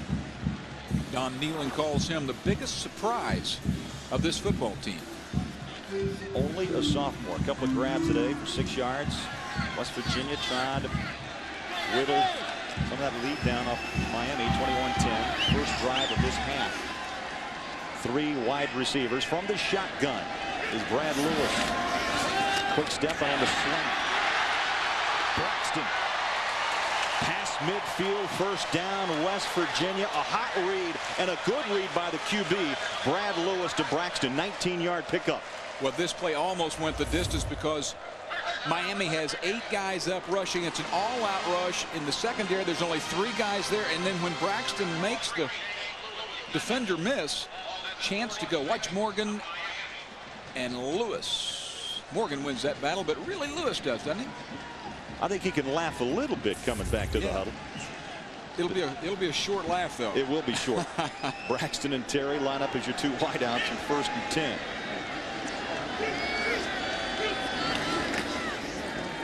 Lewis sets up, good protection over the middle, and he's known for the strong arm. Tough throw, strong, incomplete. Well, that's a ball I think is so well covered. I don't think Dan Marino would have completed it. You pick your quarterback, but Lewis is such a stout machismo. He's a guy that is such a macho type guy. Sometimes I think he has trouble in putting enough air under the ball. And you've got to be able to have the touch passes, and then you've got to be able to rifle. Good point. You know, he's one of the strongest quarterbacks in Division I football. Right. Bench is nearly 400, about 375, 380. That's quite a number for a guy at 6'3", 220. Rigo gets the ball. Nice cut as he tried to go to the near side of the field, but a great ankle tackle by Edward Reed. Well, nothing up the middle, made the cut outside and brought down. Yeah, he made a good cut out to the outside, but Reed, there's a reason that number 20, Reed, the safety here, is a Thorpe finalist. Whoop, outside, down low. I mean, he is a very sure tackler. He came into this game averaging 12 stops a game. He's a strong safety on a St. Rose, Louisiana. 3rd down and 9 from the 45-yard line. Shotgun once again. Brad Lewis, hot read, and boy, right there to make the read. Watching the eyes was Myers. Boy, he did that earlier in the 1st quarter and nearly had his 2nd easy run in of the day. Oh, you called it. You called it. They looked like blitz. They faked blitz. They backed up at the zone coverage. Myers broke on that one, and you're right, he'd be crossing the end zone about right now. Nobody's faster than that. He had already been there. Yeah. Fazzolari back to punt. Low snap again. Gets it away. Fair catch by Santana Moss. Flags come down. Second week in a row we've seen flags where you have to give the receiver the opportunity to catch the football. That one was not close. That's violation of the halo rule and a penalty. West Virginia. Thrown against Lewis Daniels. Saw that last week against Penn State. Right. We'll get the call here from our referee, Jim McConaughey. There's Daniels. Very aggressive special teams is West Virginia.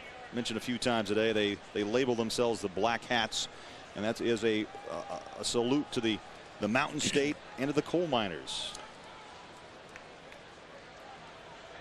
Fair catch interference on the kicking team. 15-yard penalty. Automatic first down. Well, you know, Don Nehlen's teams throughout the years have been known for having great special teams. Not anymore. They're struggling getting snaps and this type of stuff. That's the reason they're behind 21-10. And they will have their first offensive series here in the third quarter. 10:51 left to play. Morgantown, West Virginia, home of the Mountaineers. Dorsey quarterbacking Miami. And Deanie's 13 of 21, 187 yards and a 1 touchdown. In motion is Robert Williams. Handoff and plenty of running room. James Jackson. Hackett makes the tackle. Aflac trivia question: in the Big East Conference, only 4 teams have ever won the Big East championship. Only 4 teams. Can you name the 4 teams and how many they have won? The answer will be forthcoming. Good question. I think you know that answer. We always get a sneak peek, don't we, though? It helps on Friday night at 9 o'clock, doesn't it? Reggie Wayne, Santana Moss. The 2 wideouts. Moss in motion. Handoff.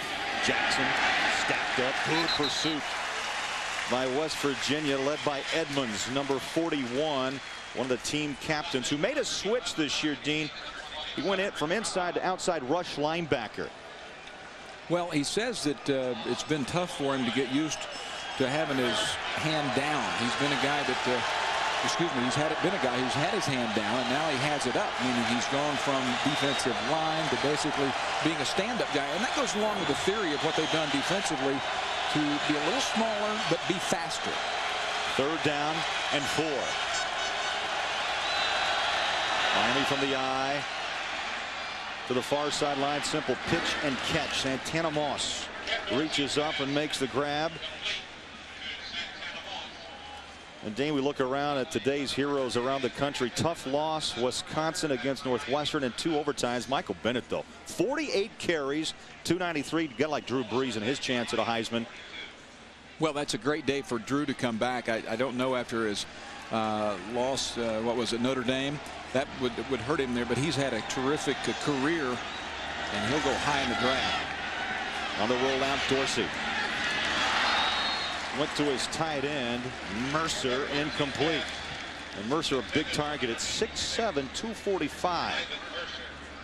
He's a little stiff, and that's the problem that he has as being the follow-up guy. I tell you, he has 2 problems. The first is that he's a little stiff, but the second is even bigger, and that's that Bubba Franks is the guy that he followed. And Bubba Franks was so talented, a top pick in the draft. Last year he had 5 catches, 74 yards, and a touchdown in this game.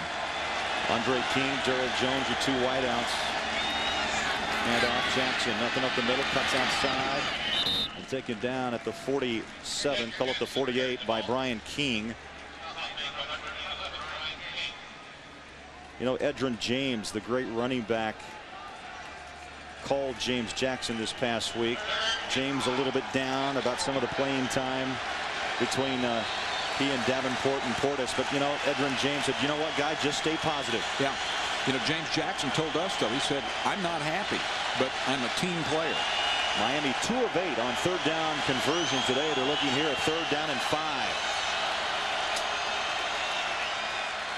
Dorsey throws complete. Reaching for the first down marker is Moss.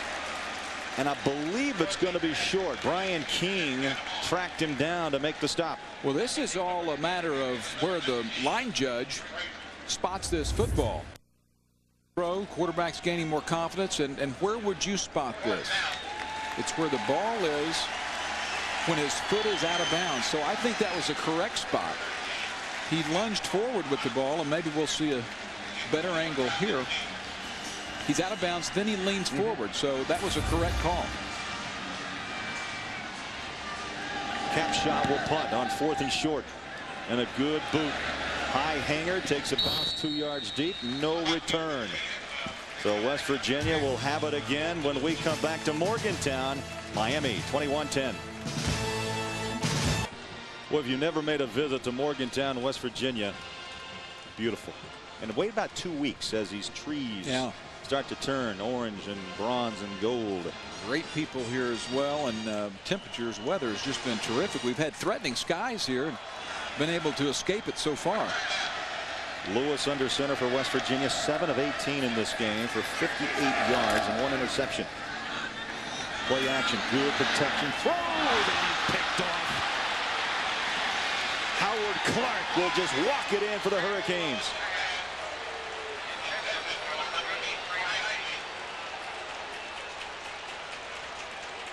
$29-yard return after the pick. Howard Clark, only a sophomore. Keep your eye on Quincy Hips here to your left, number 90. I think he distracts the quarterback just enough, either gets a hand on it or is a distraction to have that ball so poorly underthrown. I mean, it wasn't even close, Craig. It had to have had that happen to him. Severs will try the extra point.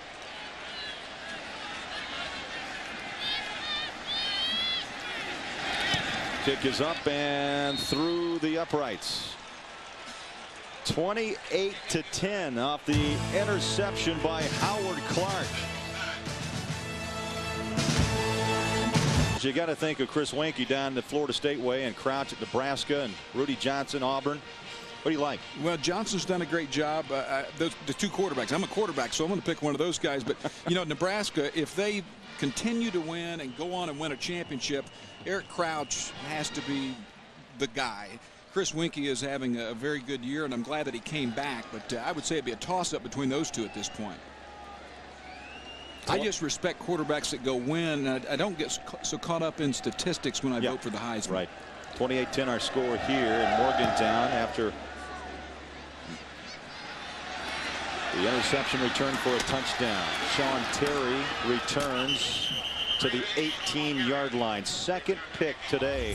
Dean returned for a touchdown. Well, he has a route right in here to go to, and it's very well covered. Well, watch Lewis, and upon further review, our committee says he did not get hit.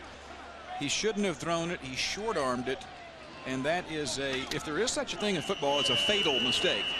That one, combined with the other fatal mistakes, you just put your offense in too big of a hole. You're not going to chase this guy down. He's the fastest backer on Miami's defense. Runs about a 4.45 40. But it's the second interception of the day. 2 run back for touchdown. And Lewis had not thrown a pick in the first 2 games. And there's a catch you got to make. Antonio Brown had it and dropped it at the 21. You know what we're seeing, though, is clearly a terrific secondary. Just playing really well, because if that ball's completed, Craig, it's a 6-yard gain. And Dean, any publication that you pick up today, I don't care if it was preseason and you continue to read, this Miami secondary has been much heralded, ranked pretty much top 3 around the country in secondary. Well, they're all around the 200 to 210 range, and they have the size, but more than anything, they have the speed and the instincts. Boy, Canes on the blitz, and coming hard from the strong safety spot was Reed. Edward Reed. Well, now if you're Greg Schiano, the defensive coordinator, it's just easy pickings. You've got the offense back on its heels, not knowing what it's going to be able to do, and you can call anything defensively and it's working.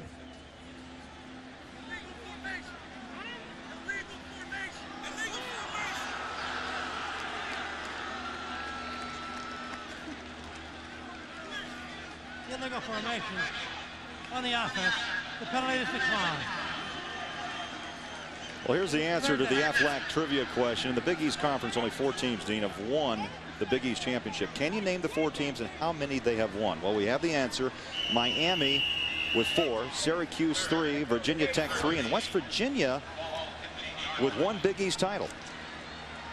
So Miami has Miami and Syracuse, along with Virginia Tech, dominated. Yeah, Frank Beamer's bunch making up ground quickly. 3rd down and 13. Lewis from the shotgun, 3 wide receiver set. Lewis again on the slant. Makes a connection with Braxton, the sophomore. Still loose ball. Yeah. Loose ball. That secondary, Craig, is doing everything. That's a legal fumble, and that ball goes back to Miami. You know, not only are they covering, not only are they tackling, not only are they blitzing, but they're clawing the ball away. Well, the slant has worked, Dean, all day. It has, but the key to the slant, if you're going to give the cushion, is to be there, give a jarring tackle, get help, and strip the ball. Now, that is a terrific play by Myers, the least celebrated of that foursome back there who had the touchdown earlier. Boy, turnovers a huge concern for Don Nehlen. And now Miami in great field position to run away with this game. Najee Davenport knocked around and tackled at the 28. In talking with Don Nehlen yesterday about what he felt he needed to do to win this one, he started out like most coaches do, but he meant it. He said, we can't turn the ball over, and we can't have errors in the kicking game. And those 2 things have really hamstrung them today. He knew from a talent perspective, Miami has a good advantage over his club. 2nd down. Davenport to the 26. For an update on Florida and Kentucky, let's go to Tim Brando in New York. Timmy? Craig, as you know, Steve Spurrier was not at all happy with his running game last week, so let's improve upon it a week later. Ernest Graham, nice juke and a stiff arm as he set sail 57 yards. Florida now getting it done in a variety of ways. 45-17 in the 3rd. Back to Craig. Timmy, I don't think Don Nehlen's too happy with run or pass game here in Morgantown this afternoon against Miami. All I needed to know is that Steve Spurrier was upset, and I looked for a wide margin there today. Dorsey makes a connection and is pulled down by Reggie Wayne, the senior. Lance Frazier made the tackle. And how about Reggie Wayne? With 4 receptions, he's now tied Michael Irvin 2nd place on Miami's reception list. And guess who's just ahead? Lamar Thomas. He needs 1 more. He's got him in his sights. This is a completely consistent football play. Under 6 minutes left, 3rd quarter.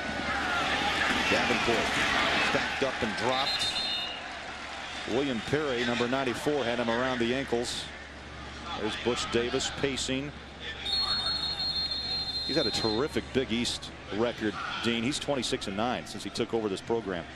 Well, he's just done a terrific job. He has instilled discipline. He has players graduating. He's taken advantage of that recruiting base. I mean, you can recruit out of Broward County and Dade County enough to go win a national championship out of those 2 counties alone, and he's doing that. Well, don't forget tomorrow at halftime our NFL game coverage. Jim Nantz, Craig James, Jerry Glanville, and Mike Ditka will bring you all the scores and highlights on the NASDAQ.com halftime report. You like that Ditka? Ditka. Big Iron Mike. What a character. Yeah, we did the Pitt game last week. Old Pitt Stadium is down where Ditka made his name. Great career. Along with some guy named Dan Marino. Yeah. Wayne, Moss, and Mercer. Wideout says on the rollout, it's Dorsey. Nothing fancy with this offense right now as Shockey makes the reception. The highly recruited sophomore out of Ada, Oklahoma, David Carter, made the stop. Yeah, and though, what they're doing is they're being consistent. And Larry Coker, the offensive coordinator, tells me that there's one thing he tells his quarterbacks, and that is, we want to throw completions. If you throw completions, it'll take care of itself, and we will win football games. Third down, Dorsey on the bootleg, rolls, fires, and nearly intercepted. Good read. He wanted Shockey, but Sherrod was right there. The free safety for West Virginia. Well, that's some of that film study, knowing what's coming there and breaking on the ball, and who knows, it might have been an interception with only the quarterback a chance to tackle him. But you know, when those plays are there, Craig, you have to make them. It was a good play, but not a great one. Seavers will try the field goal, little chip shot from 29, and it's up and good. So Seavers connects. Miami continues to build the lead. They lead West Virginia 31-10. 31-10 with 4:42 left here in the third quarter. You know, you look at points off turnovers. I think this will also burn Don Nehlen quite a bit when he looks at the post-game stats. But Miami has scored 17 points off West Virginia turnovers. Seavers 29 yards. Miami went 7 plays, 19 yards, and burned 2:37 off the clock. Those 19-yard gains or 19-yard scoring drives are not what defenses need. They're not what head coaches need, who are running short on patience.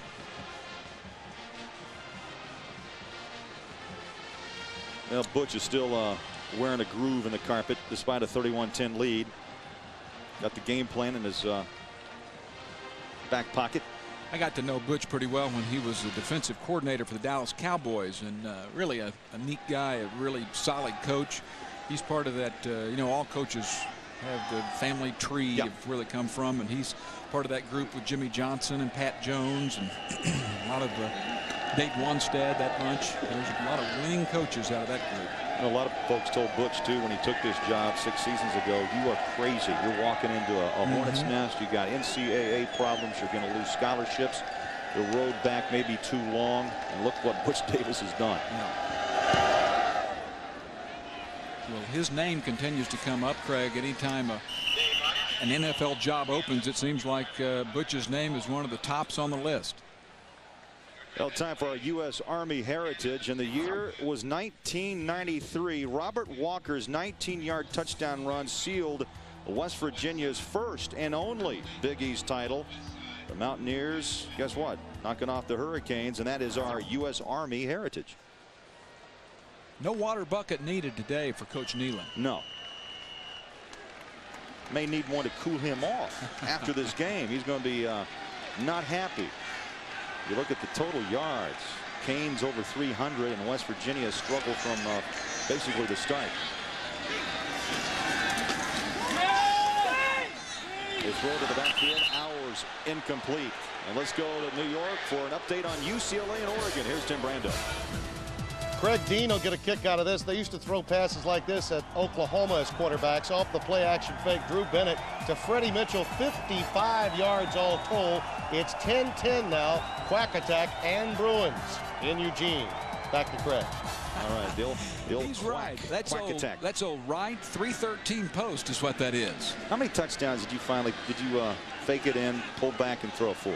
You know, my memory isn't clicking right now, but usually when we ran those, they were open. But that was right 313 post. It's just a different millennium. Still a touchdown, though, isn't it? I'm not going to ask you when you played. Quick drop and a quick pitch to Ivy, who has been basically shut down in this game to the 26. To the 26-yard line. Corey Ivy, one of the offensive captains.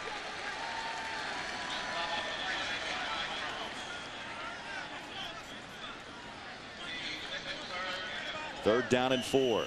And the clock runs with 4:10 left. Third quarter.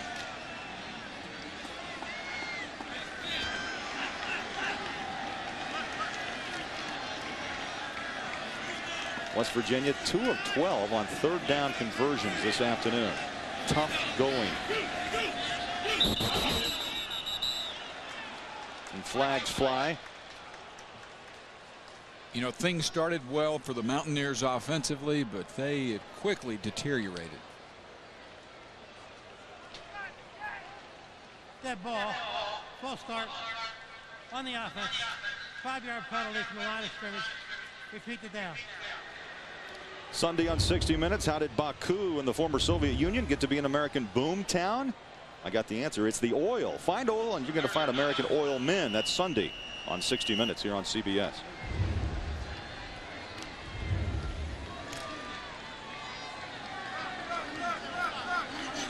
Third down and 9, facing West Virginia. Lewis from the shotgun, 3 wide receivers set. Quick throw to the sideline, incomplete. Well, and little extracurricular activity following that, along with Ivy and Mike Rumpf. Well, I've been on the end of the boos, the receiving end of the boos, and that's what Lewis is hearing right now. I don't know that it's specifically headed his direction. Sometimes it's just in total frustration with the team. Sometimes it's with the offense, but it's never good to be booed in your home arena.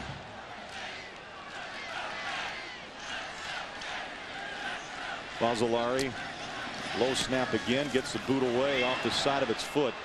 And this one takes a wicked bounce back at the 45-yard line. So the Canes, I tell you, West Virginia setting the table right here. Short field to work with. That's a 27-yard punt. Well, this fall on CBS, Washington, D.C.'s new police commissioner is handpicking the best crime-fighting team in the nation. Now the people have someone on their side. Emmy winner Craig T. Nelson stars in The District. Premieres Saturday, October 7th, here on CBS.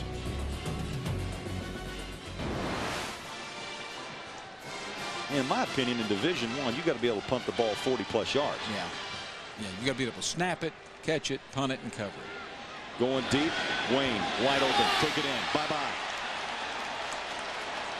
I think we've seen that play before today. Wow. Reggie Wayne broke free, and Dorsey hit him on stride, and he beat Brian King. What we're seeing is Miami playing the way that people expected at the beginning of the year in the summer when they had them. Some had them ranked #1. A lot of them had them in the top 5. They stumbled at Washington. Dorsey didn't handle the pressure well. He learned his lesson, and they're putting on a clinic right now. Severs with the extra point, boots it up and good. And Miami is up 38-10 from the touchdown, thanks to the touchdown from Dorsey to Wayne. It's that same matchup. You've got a redshirt freshman 11 King over here on the corner, and he'll be matched up on your left up top with Reggie Wayne, and you can't get in that position. That's too easy. On that touchdown catch, that reception now ties Wayne all time with Lamar Thomas for the reception lead at the University of Miami. You know, the biggest problem back there at cornerback often is the need, the desire to peek at the quarterback. As a cornerback, you have to play your receiver, and you can't play the quarterback. And as soon as your eyes go back to that quarterback, the receiver has a step on you. And as fast as the receivers and the players are at Miami, when they get a step on you, they're going to beat you, and you have to hope that Dorsey's not going to hit him, and he is today. And Dean, I think we have to bring up the point that this West Virginia defense came in much heralded. This was the 11th ranked defense in the nation, allowing 246 and only 171 in the air and 75 yards rushing. Well, I think they knew that the secondary was still a big question mark because of the youth and because of the lack of depth. I think they felt very good about the front 7, and those are good football players. Miami is explosive, and I don't think West Virginia was as good defensively as early statistics might lead you to believe. Well, Wayne's had an afternoon, 5 receptions, 111 yards, 2 touchdown receptions. That's 116, and the longest catch of 47. Not bad numbers. Again, no chance for a return. On a knee is Terry, and so West Virginia down 38-10. They have a big hill to climb with 3:06 left in this third quarter.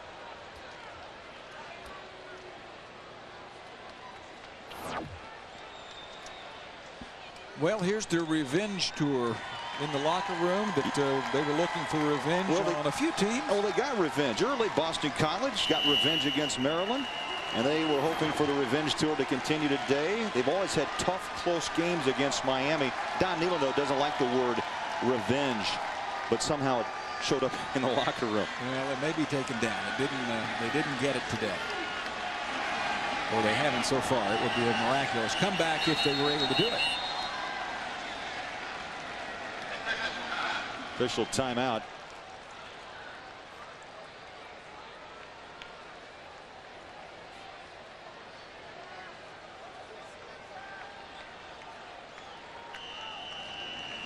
Some activity in that end zone. Will they stop the clock? Take care of it. 3:06 left. Third quarter from the eye.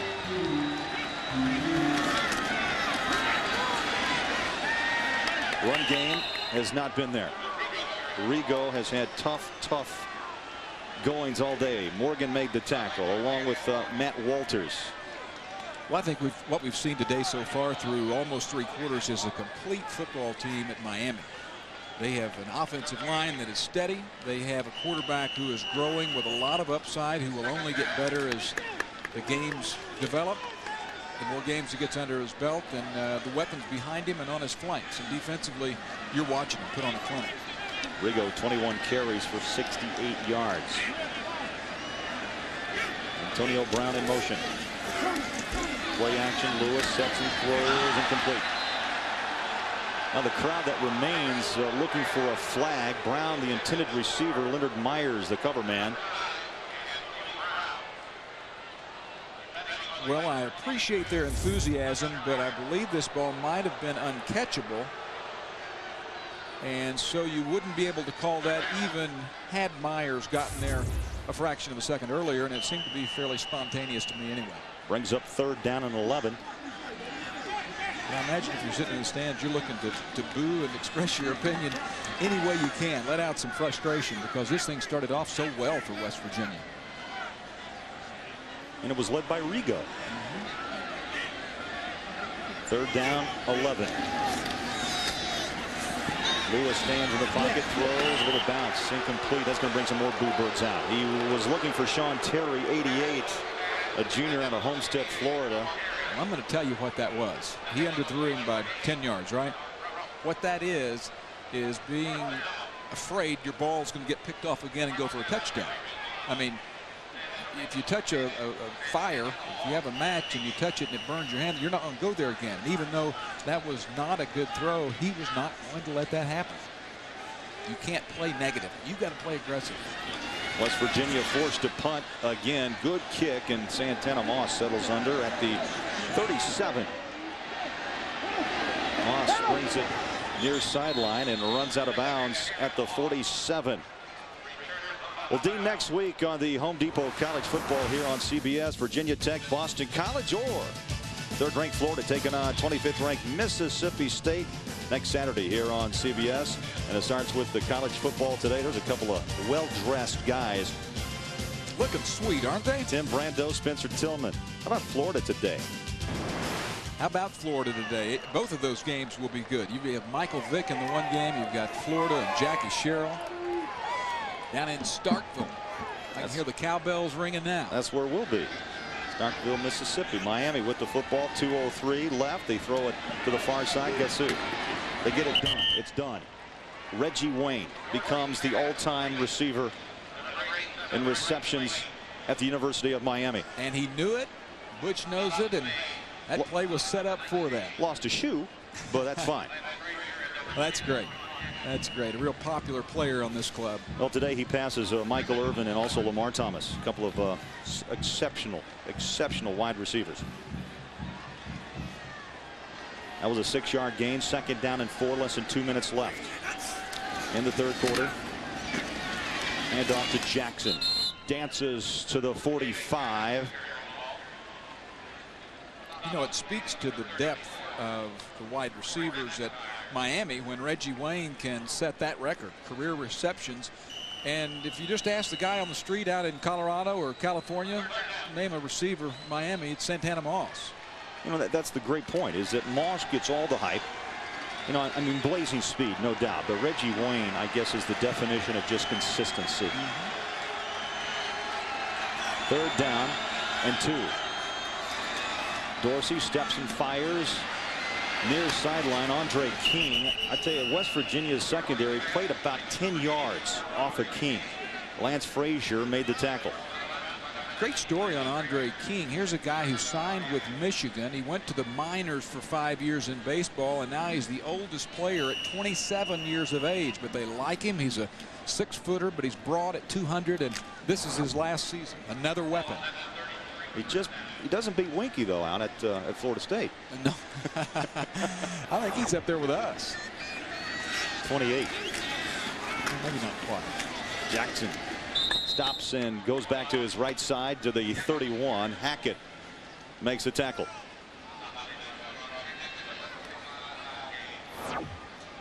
Look at the numbers here, just startling. 200-yard differential here, 282 for Kenny and Brad down at 82, and that just tells you Kenny Dorsey, number one, has the weapons, but he's coming of age. He's getting better every snap, and Larry Coker, the coordinator, is enjoying calling plays right now that'll only give him confidence. Dean, every coach, every player we talked to at West Virginia made it very clear to win this game they had to rattle Dorsey. And they had him on a string a little bit early, and then the defense came through and gave him the confidence that he needed and a little breathing room. Well, when your defense gives you 2 touchdowns, you're right. That'll help confidence in the scoreboard. 3rd down and 4, final seconds of the 3rd quarter, ticking down here in Morgantown.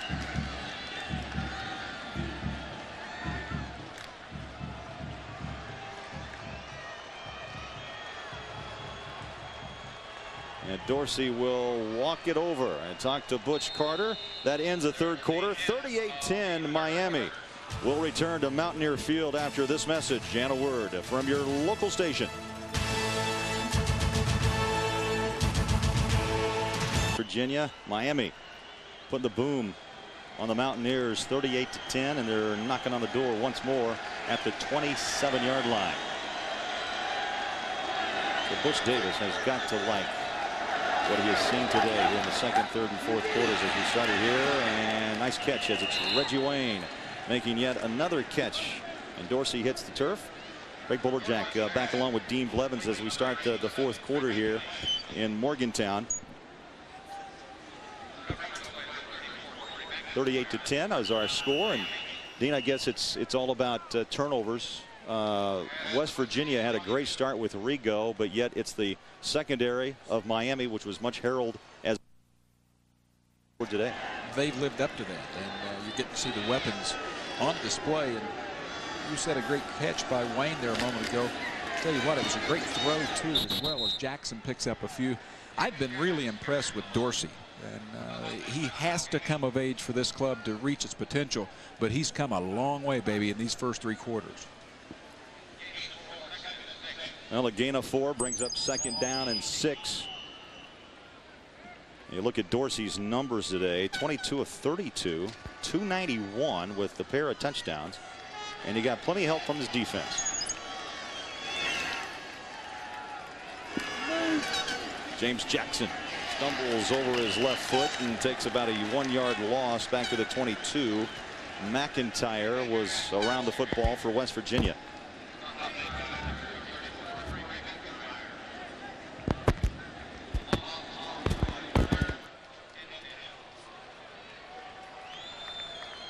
West Virginia's defense today, much tested. You look at Corey McIntyre. You know, there's a lot of Florida players on this team. 1 of 14 is Corey McIntyre, so you know this game has a lot of emotion. Caught and then dropped. Andre Johnson, redshirt freshman. He's a local Miami product out of Miami Senior High School. And Butch right now, I think, would probably let some of these younger players get a few reps in here, Dean, as the 4th quarter is underway. I think he will. And that was not a good play by Andre Johnson, but Hurricanes fans will see a lot of him in the future. He has tons of potential, and just another one of those guys you can put out on the flanks who can run and jump and catch and just do everything. Severs will try a 39-yard kick. He hit from 29 in the 3rd quarter, and it's up and good.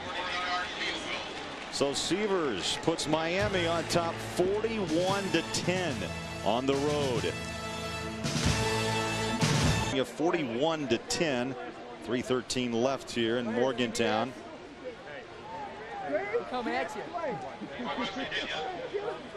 3:51 last scoring drive, and officially Severs kicks it from 40 yards. Dorsey on that drive, 4 of 5, Dean, for 27 yards, just pitch and catch, but he was able to move the football and let some of the younger guys just get some experience on the field as they have built the 41-10 lead. I think he was on target with every pass. He had the one dropped out in the flat, so it was a perfect series for him. Severs the kick, and it's taken by Terry at the 2-yard line. Terry breaks it up past the 25 to the 29. So really right now that's one of the better field positions of the afternoon for West Virginia. There's Don Nehlen, 21 years as the head coach of the Mountaineers. 144 wins, the winningest coach in school history. He coached at Bowling Green. Some folks forget that. 68 to 1976. Well, Don Nehlen is one of those coaches that is admired by every coach in the country. He has no enemies. He's a former president of the Coaches Association. And he is an old block and tackle guy, old school. But you know what? Paterno and Bowden and those guys are as well. Brad Lewis stays on the field as a quarterback. Little option play. They pitch to Rigo, and he rumbles to the 43-yard line. And then you brought up a couple of great names that complement Don Nehlen, but how about this? Consecutive years at a school. Joe Paterno, 35 years. Lavelle Edwards just announced his retirement. 29 years at Brigham Young. Bobby Bowden still going strong at Florida State, and Don Nehlen will move up to 3rd after Lavelle Edwards retires after this season. Talk about Paterno for a minute, though. Last week we saw them shut out by Pitt. Today they score 6 points. I don't know if Penn State is going to recover and get a win as the season continues. It does not look good for Paterno. If they don't play any better, they may not win another game or two. It looks bad. I can't imagine Joe Paterno feeling any worse at any point in his career than he feels right now. Well, a slingshot pass by Lewis falls incomplete. Brad Lewis looking up into the stands at fans boo, and again, I know how that feels. You look up and you want to say, hey, you know what, guys? I work out hard. You know, I've done this my whole life to get a chance to come out here and play, and you don't know why that last play didn't work. And I don't like college fans booing college players. Pros, they make $1 million. Go boo them. But in college, I don't think you should do that. Well, he's heard plenty today. When he walked down on this last series, fans saw number 14, and they were booing as he walked onto the field. Throws and fires incomplete. And again, you can hear some of the boos as he misfires over the hands of Burton, his tight end. What it does is it puts the quarterback in a pressure situation. In all athletics, you perform at your best when you're loose, when you're natural, when things come easily for you. And every time someone boos, and the fans aren't responsible for his poor play today, but they don't help it. You know, I think they sit in the stands and they boo and they think that that's somehow helping. It's doing nothing but hurting. They will relieve him soon, I am sure, and we'll get a look at Scott McBrien. 3rd down and 10. From the eye. Lewis continues to go to the air. Throws complete. And now you get a few claps. Oh, look at him. Hey, I'm telling you, I knew what he was thinking. Oh. He hooked up with Braxton, his sophomore. Oh, he's aware. It's a bad situation. I mean, you can tell it burned me so long ago that it still bothers me. I can feel exactly what that guy's going through. You actually heard some boos at OU? Well, 75,000 of them, and I was from the hometown. You bet. 1st and 10, West Virginia at the 35-yard line of Miami. Lewis pedals back. Good downfield coverage. Checks from behind. Throws across the grain, complete. And now the clapping begins. The volume is increasing as he hits Burton, the tight end. Morgan brought him down.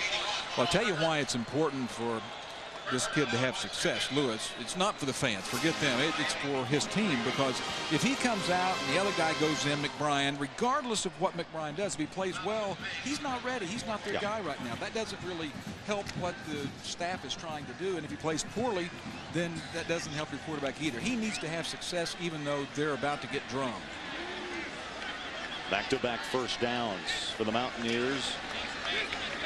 at the 23-yard line. Little three-step drop. They give it up to Rigo. Around the corner he goes. Rigo, 10, 5, and out of bounds at the 4-yard line. Hey, that's a semi Statue of Liberty play. Watch the ball handling here by the quarterback. Okay, looks to receiver, fakes it, sleight of hand, hands it off on a little reverse. What do you think? Well, maybe he's learned from Houdini. And Rigo continues to battle. I know what you're thinking. Where was that play about an hour ago? Exactly. 23 carries, 104 yards for Cooper Rigo. And I have a feeling he's going to feel about a little stiff come Sunday morning. Yeah. First and goal from the 4-yard line and the I formation. Rigo stacked up. Actually, he bumped Lewis, or Lewis bumped Rigo on the exchange, and Cornelius Green took advantage and made the tackle. The problem with Rigo today, besides Avon being out, is that he's had several plays. I think he's had maybe 3 now of 20 yards or more. And besides that, though, Craig, there's been a lot of zip, a lot of nothing. Second down and goal. 11 carries for Rigo. This is amazing. He's over 100, but 11 carries, less than a yard or less. Supports that thought. Exactly. Lewis chased from behind, works himself out of a jam, and then taken down at the 10-yard line. Boy, again, speed.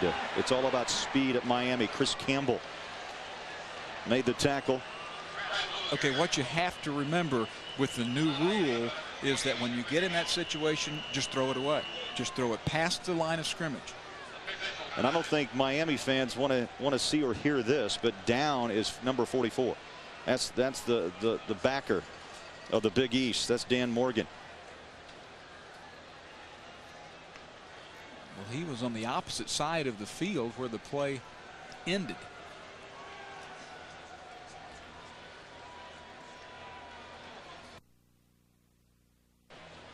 Morgan, that's good to see. Up tonight on CBS, the final week of Big Brother is here. Only 4 guests remain who will be nominated for banishment next. Don't miss a live edition of Big Brother. Then Survivor's gone back to the island. If you missed any episodes of the summer hit, you're in luck.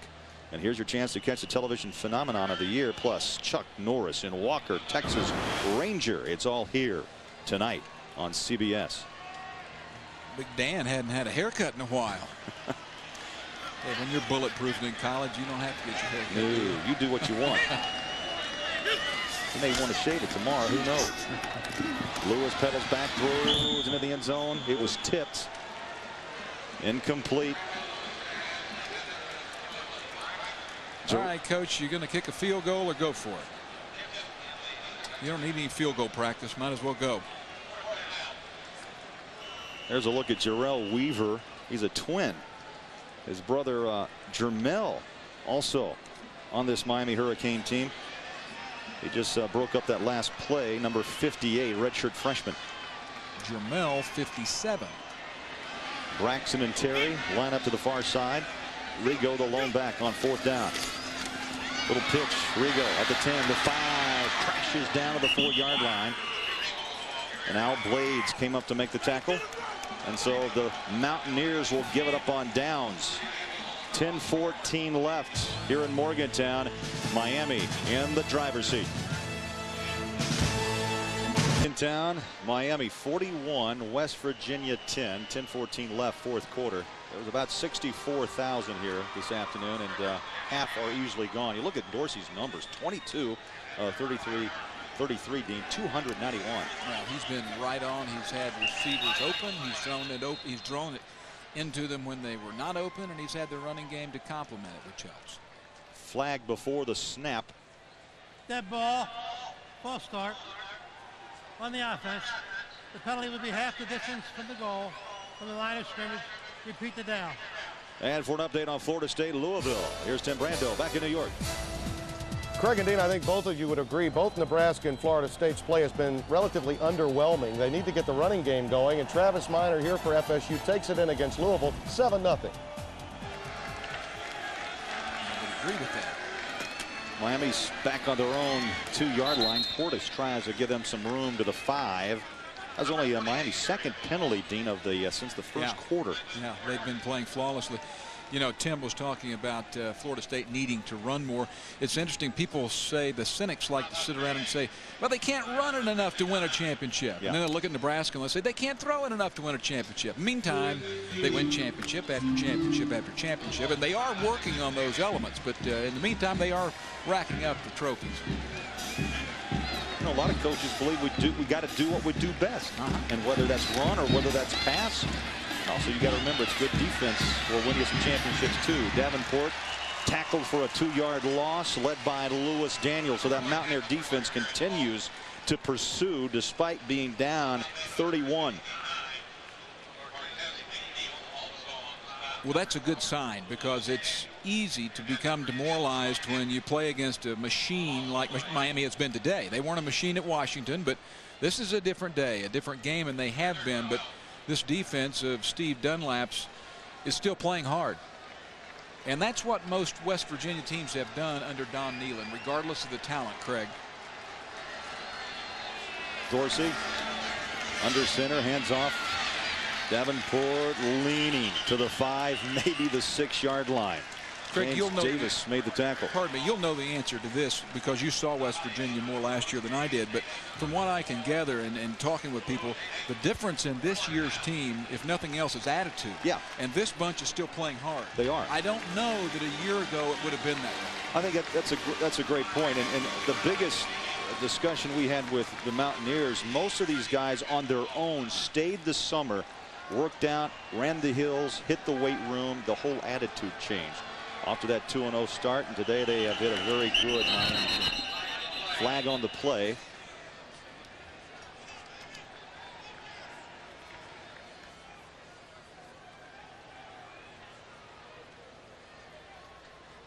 Dead ball. False start on the offense. Penalty would be half the distance to the goal. Repeat the down. I don't think Capshaw can get much back on that back line. We can see his feet, but his heels are right on it. This is going to be one of those catch kick. Don't worry about its steps, son. Just catch kick. Catch kick. There you go. And a pretty good boot. Good hang time. Antonio Brown underneath at the 42. Switches directions and wrapped up at the 40-yard line. So Capshaw does a fine job. 2-yard return. Antonio Brown. Miami big over West Virginia. Down. Miami, however, on top big. 41-10 over Virginia Mountaineers. And a new quarterback, Scott McBrien, a redshirt freshman, is checked in for Brad Lewis, number 17. He's a left-hander. He'll roll out and throw. The catch made, pulled down by Torrey Johnson, the backup fullback. And let's get a checkup. Here's Tim Brando back in New York. Timmy. Craig, here's your story of the year in college football to this point. Lou Holtz's South Carolina Gamecocks beating Mississippi State. Lou Holtz is 4-0. Can you believe it? I told him, I said, we can play with anybody in the country. Shortly, I'm going to let him know which country. And my old colleague's one-liners are as good as his record. Perfect for now. Gentlemen. Timmy, that is amazing turnaround, and the magic that Lou Holtz possesses is just unbelievable. McBrien on the rollout, tackled down by Chris Campbell. Well, you remember the old pass-fail test you had in school? 60% is what they look for. 35. That's a fail. I gave it a wrong number. F there. They fail that one. 4-yard average. F. They fail that one. 20 yards or more. The game's still going. They could get to that 4th goal of having 4 plays of 20 yards or more, but they have clearly failed the top 3 goals that they had for this game. Good look at McBrien, 20 years of age, out of Rockville, Maryland. More of an option quarterback out of high school. Hands it off straight up the middle. What a high school career this guy had. Terrence Johnson, the ball carrier. You're not kidding. How about 25 touchdowns his senior season, Dean? And you got to appreciate this. He did not throw a pick. I've never seen a stat like that. He threw for about 2,000 yards. DeMatha went 13-0, and he has no interceptions. He's here on campus. He's shown that he has good feet, that he's savvy. but he needs to commit more to the football program, is what the coaches tell us. And that's about all we were told. So you read into that what you want, but he has ability. Fourth down and 3. Just barely got the play off. Here's that option. Turns and squeezes maybe a yard, but West Virginia again will turn the ball back to Miami on downs. And for an update on Michigan State and Notre Dame, the Irish, here's Tim Brando once again. Guys, what is it about 4th and 10 today? South Carolina's winning touchdown was on 4th and 10. Here's Jeff Smoker on 4th and 10 to Herb Haygood, 68 yards in East Lansing. Michigan State takes out Notre Dame, 27-21. Back to Craig and Dean. Hey, Tim, I guess, and Dean, that takes a bubble, or pops the bubble a bit for Notre Dame today? Well, but I mean, their losses have been good losses, if there is such a thing. Nebraska and now this. One thing that you know about Notre Dame, if you have them, it's going to be a close game. Hurricanes have made a quarterback change. They've gone to Ethnic Sands, number 15, out of Carroll City, Florida, only a sophomore. This is an interesting story as well. He played QB in high school, the option quarterback. His freshman year, though, they moved him out to wideout, but then they switched him to quarterback in the spring. Well, he came in as a true option quarterback and really as an athlete. And when they didn't have enough quarterbacks, he was the guy to go back there now. And if Dorsey were to go down, he would have to carry the hopes of this football program. Pitch to Davenport, taken down, and Dorsey came through. This was another tested game of that need to be tested. 22-33 attempts, 291 yards, and a pair of touchdowns. And he just is another young gun in a long line of young guns. You know, look at what these guys did. You have Kelly and you have Testaverde. They're the only two guys who didn't win national championships. I mean, they had great years in their first years, but Bernie Kosar, Steve Walsh, and Gino Torretta won championships in their first years. That's what's amazing. Bernie, what a neat guy. I guess he's really helped Dorsey here recently. All those numbers you read were first year numbers of wins and losses. That's been cool. You know, BYU has been known as quarterback U, but Miami has produced that's quarterback university as well. That's one of the things that I really appreciate about that program, though, is the quarterback tradition and the fact that guys like Bernie and some of those other quarterbacks we showed keep in touch with the program, keep in touch with the players. Bernie Kosar is about as neat a guy as you're going to find, and Kenny Dorsey was down. He was bummed out after that performance in Washington, and who was there? Bernie was there to say, chill out. You know, it'll be all right. We've all been there, and look what this young kid's done. Cap Shaw to punt. Antonio Brown circles underneath it at the 25, nearly lost it, and hits the turf at the 26-yard line. A timeout, 4:12 remaining. 41-10 Hurricanes. For the Hurricanes, they lead West Virginia by 31.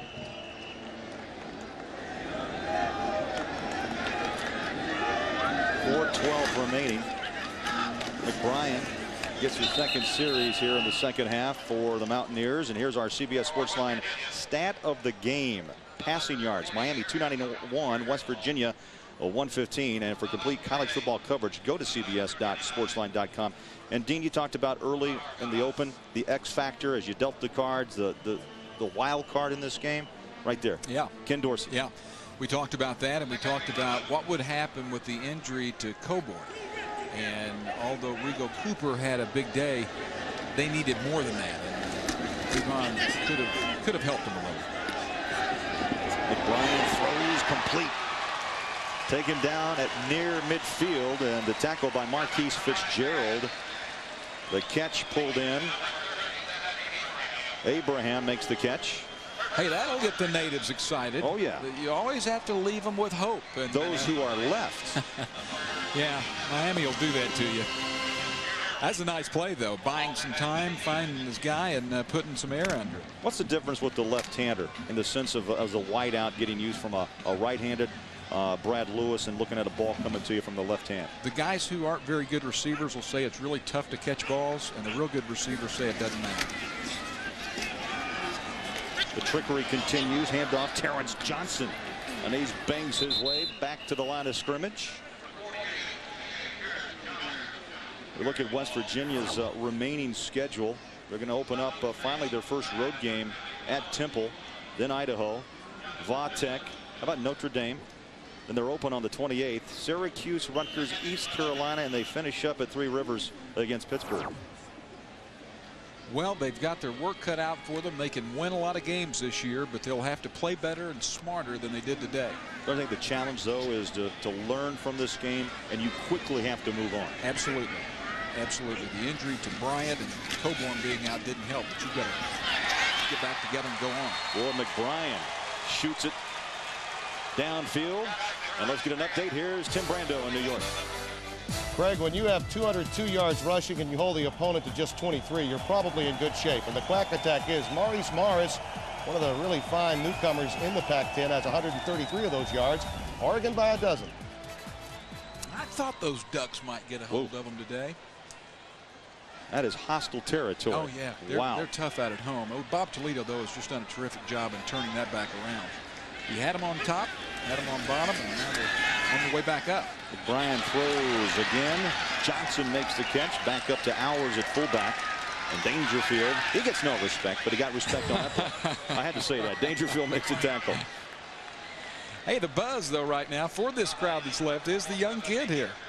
He's got them moving down the field and heading to pay dirt, and he's making some things happen. And so the buzz will be when they leave.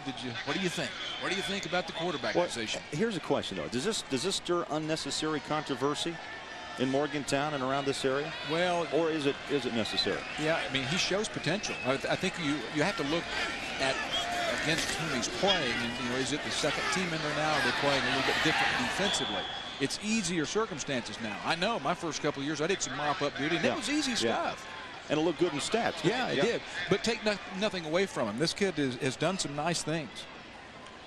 Went for the deep ball to Nastasi, incomplete. That stops the clock with 1:55 remaining. 3rd down and 2. West Virginia down 31. You look into the eyes of Scott McBrien. Craig, they have 3 redshirt freshman quarterbacks who they think have a chance, along with McBrien, of being very competitive. One of them is Jared Hostetler, the nephew of Jeff Hostetler. That name should ring the bell. And off Terrence Johnson. Loose football picked up. And it's a track meet. It's a track meet. Buchanan, 77 yards.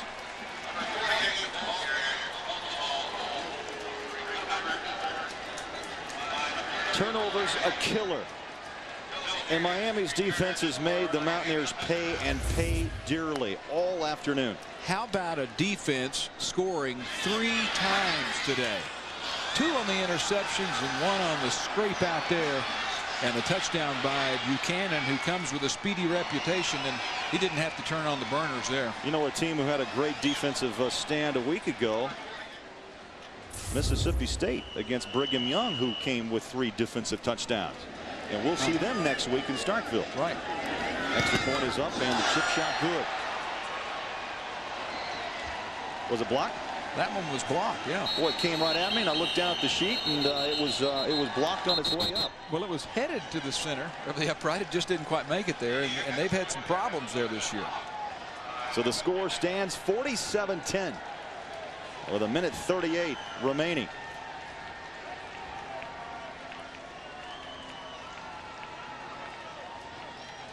I don't remember the last time that a defense scored 3 times.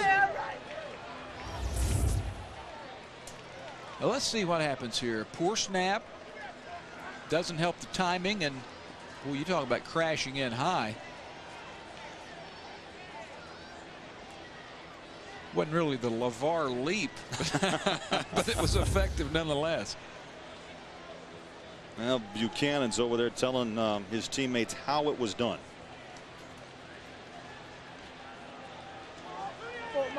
Only a sophomore, Lehigh, Florida, 47-10 Canes. You know, Butch had a lot of questions about this team. You know, they have not played at the Orange Bowl since the opener against McNeese State. They've still got to play on the road next week at Rutgers, and they're not back until October 7th against Florida State. And that's 5 weeks away from your home turf. Well, I think they had something to prove. They were unsuccessful on the road the last time out at Washington, and I think he said, guys, we're going into hostile territory again, and we better be ready to play. You mentioned the Florida State game. There it is on the 7th. Virginia Tech a little bit later and ending up with BC, but they're playing Virginia Tech and Florida State at home.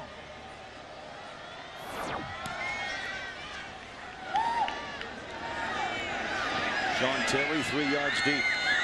Oh, crashed at the 14. For an update on Nebraska, Iowa, here's Tim Brando. All right, Craig, let's check in on number 1. Eric Crouch to Matt Davison here in all 5 touchdown passes, tying Steve Taylor's record for touchdown tosses. Huskers struggle early, but the coin-fed and hand-spanked number 1 team is still just that.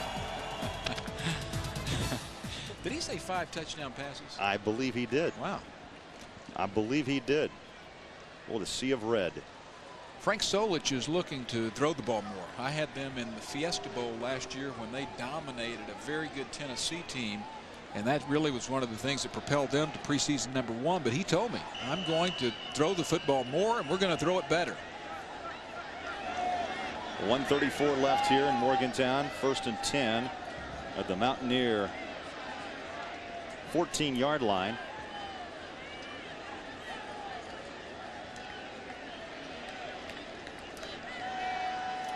And some confusion along the far sideline. Looks like well, that's a player or an official that may have taken a stumble. Miami. Yeah, I think it's a Miami player.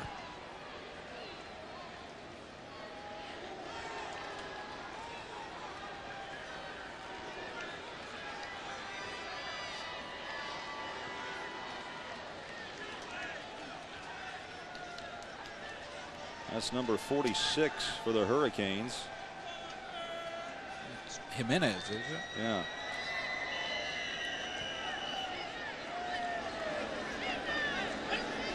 From the 14-yard line, McBrien, handoff.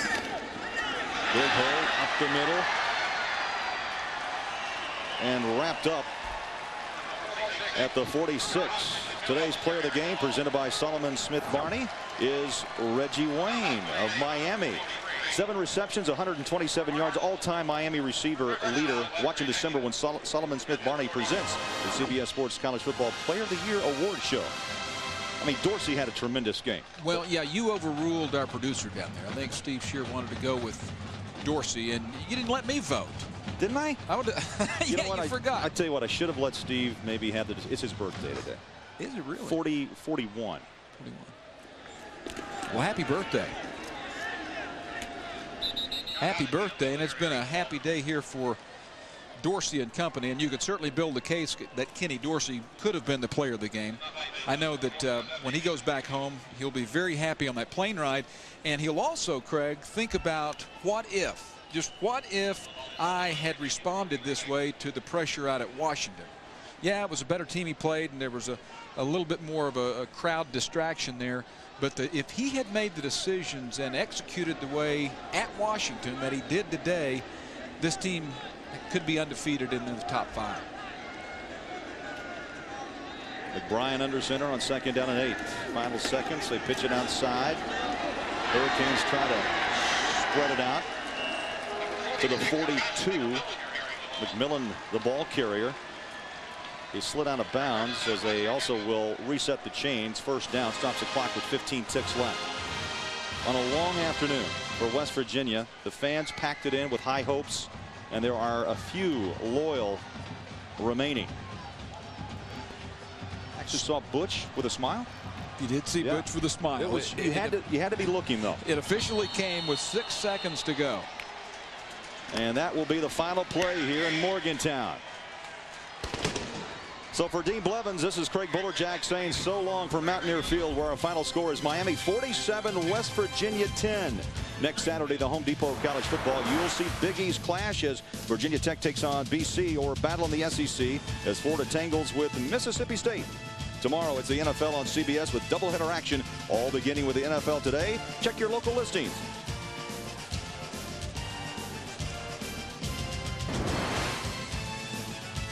47-10 the final. This has been a presentation of CBS Sports.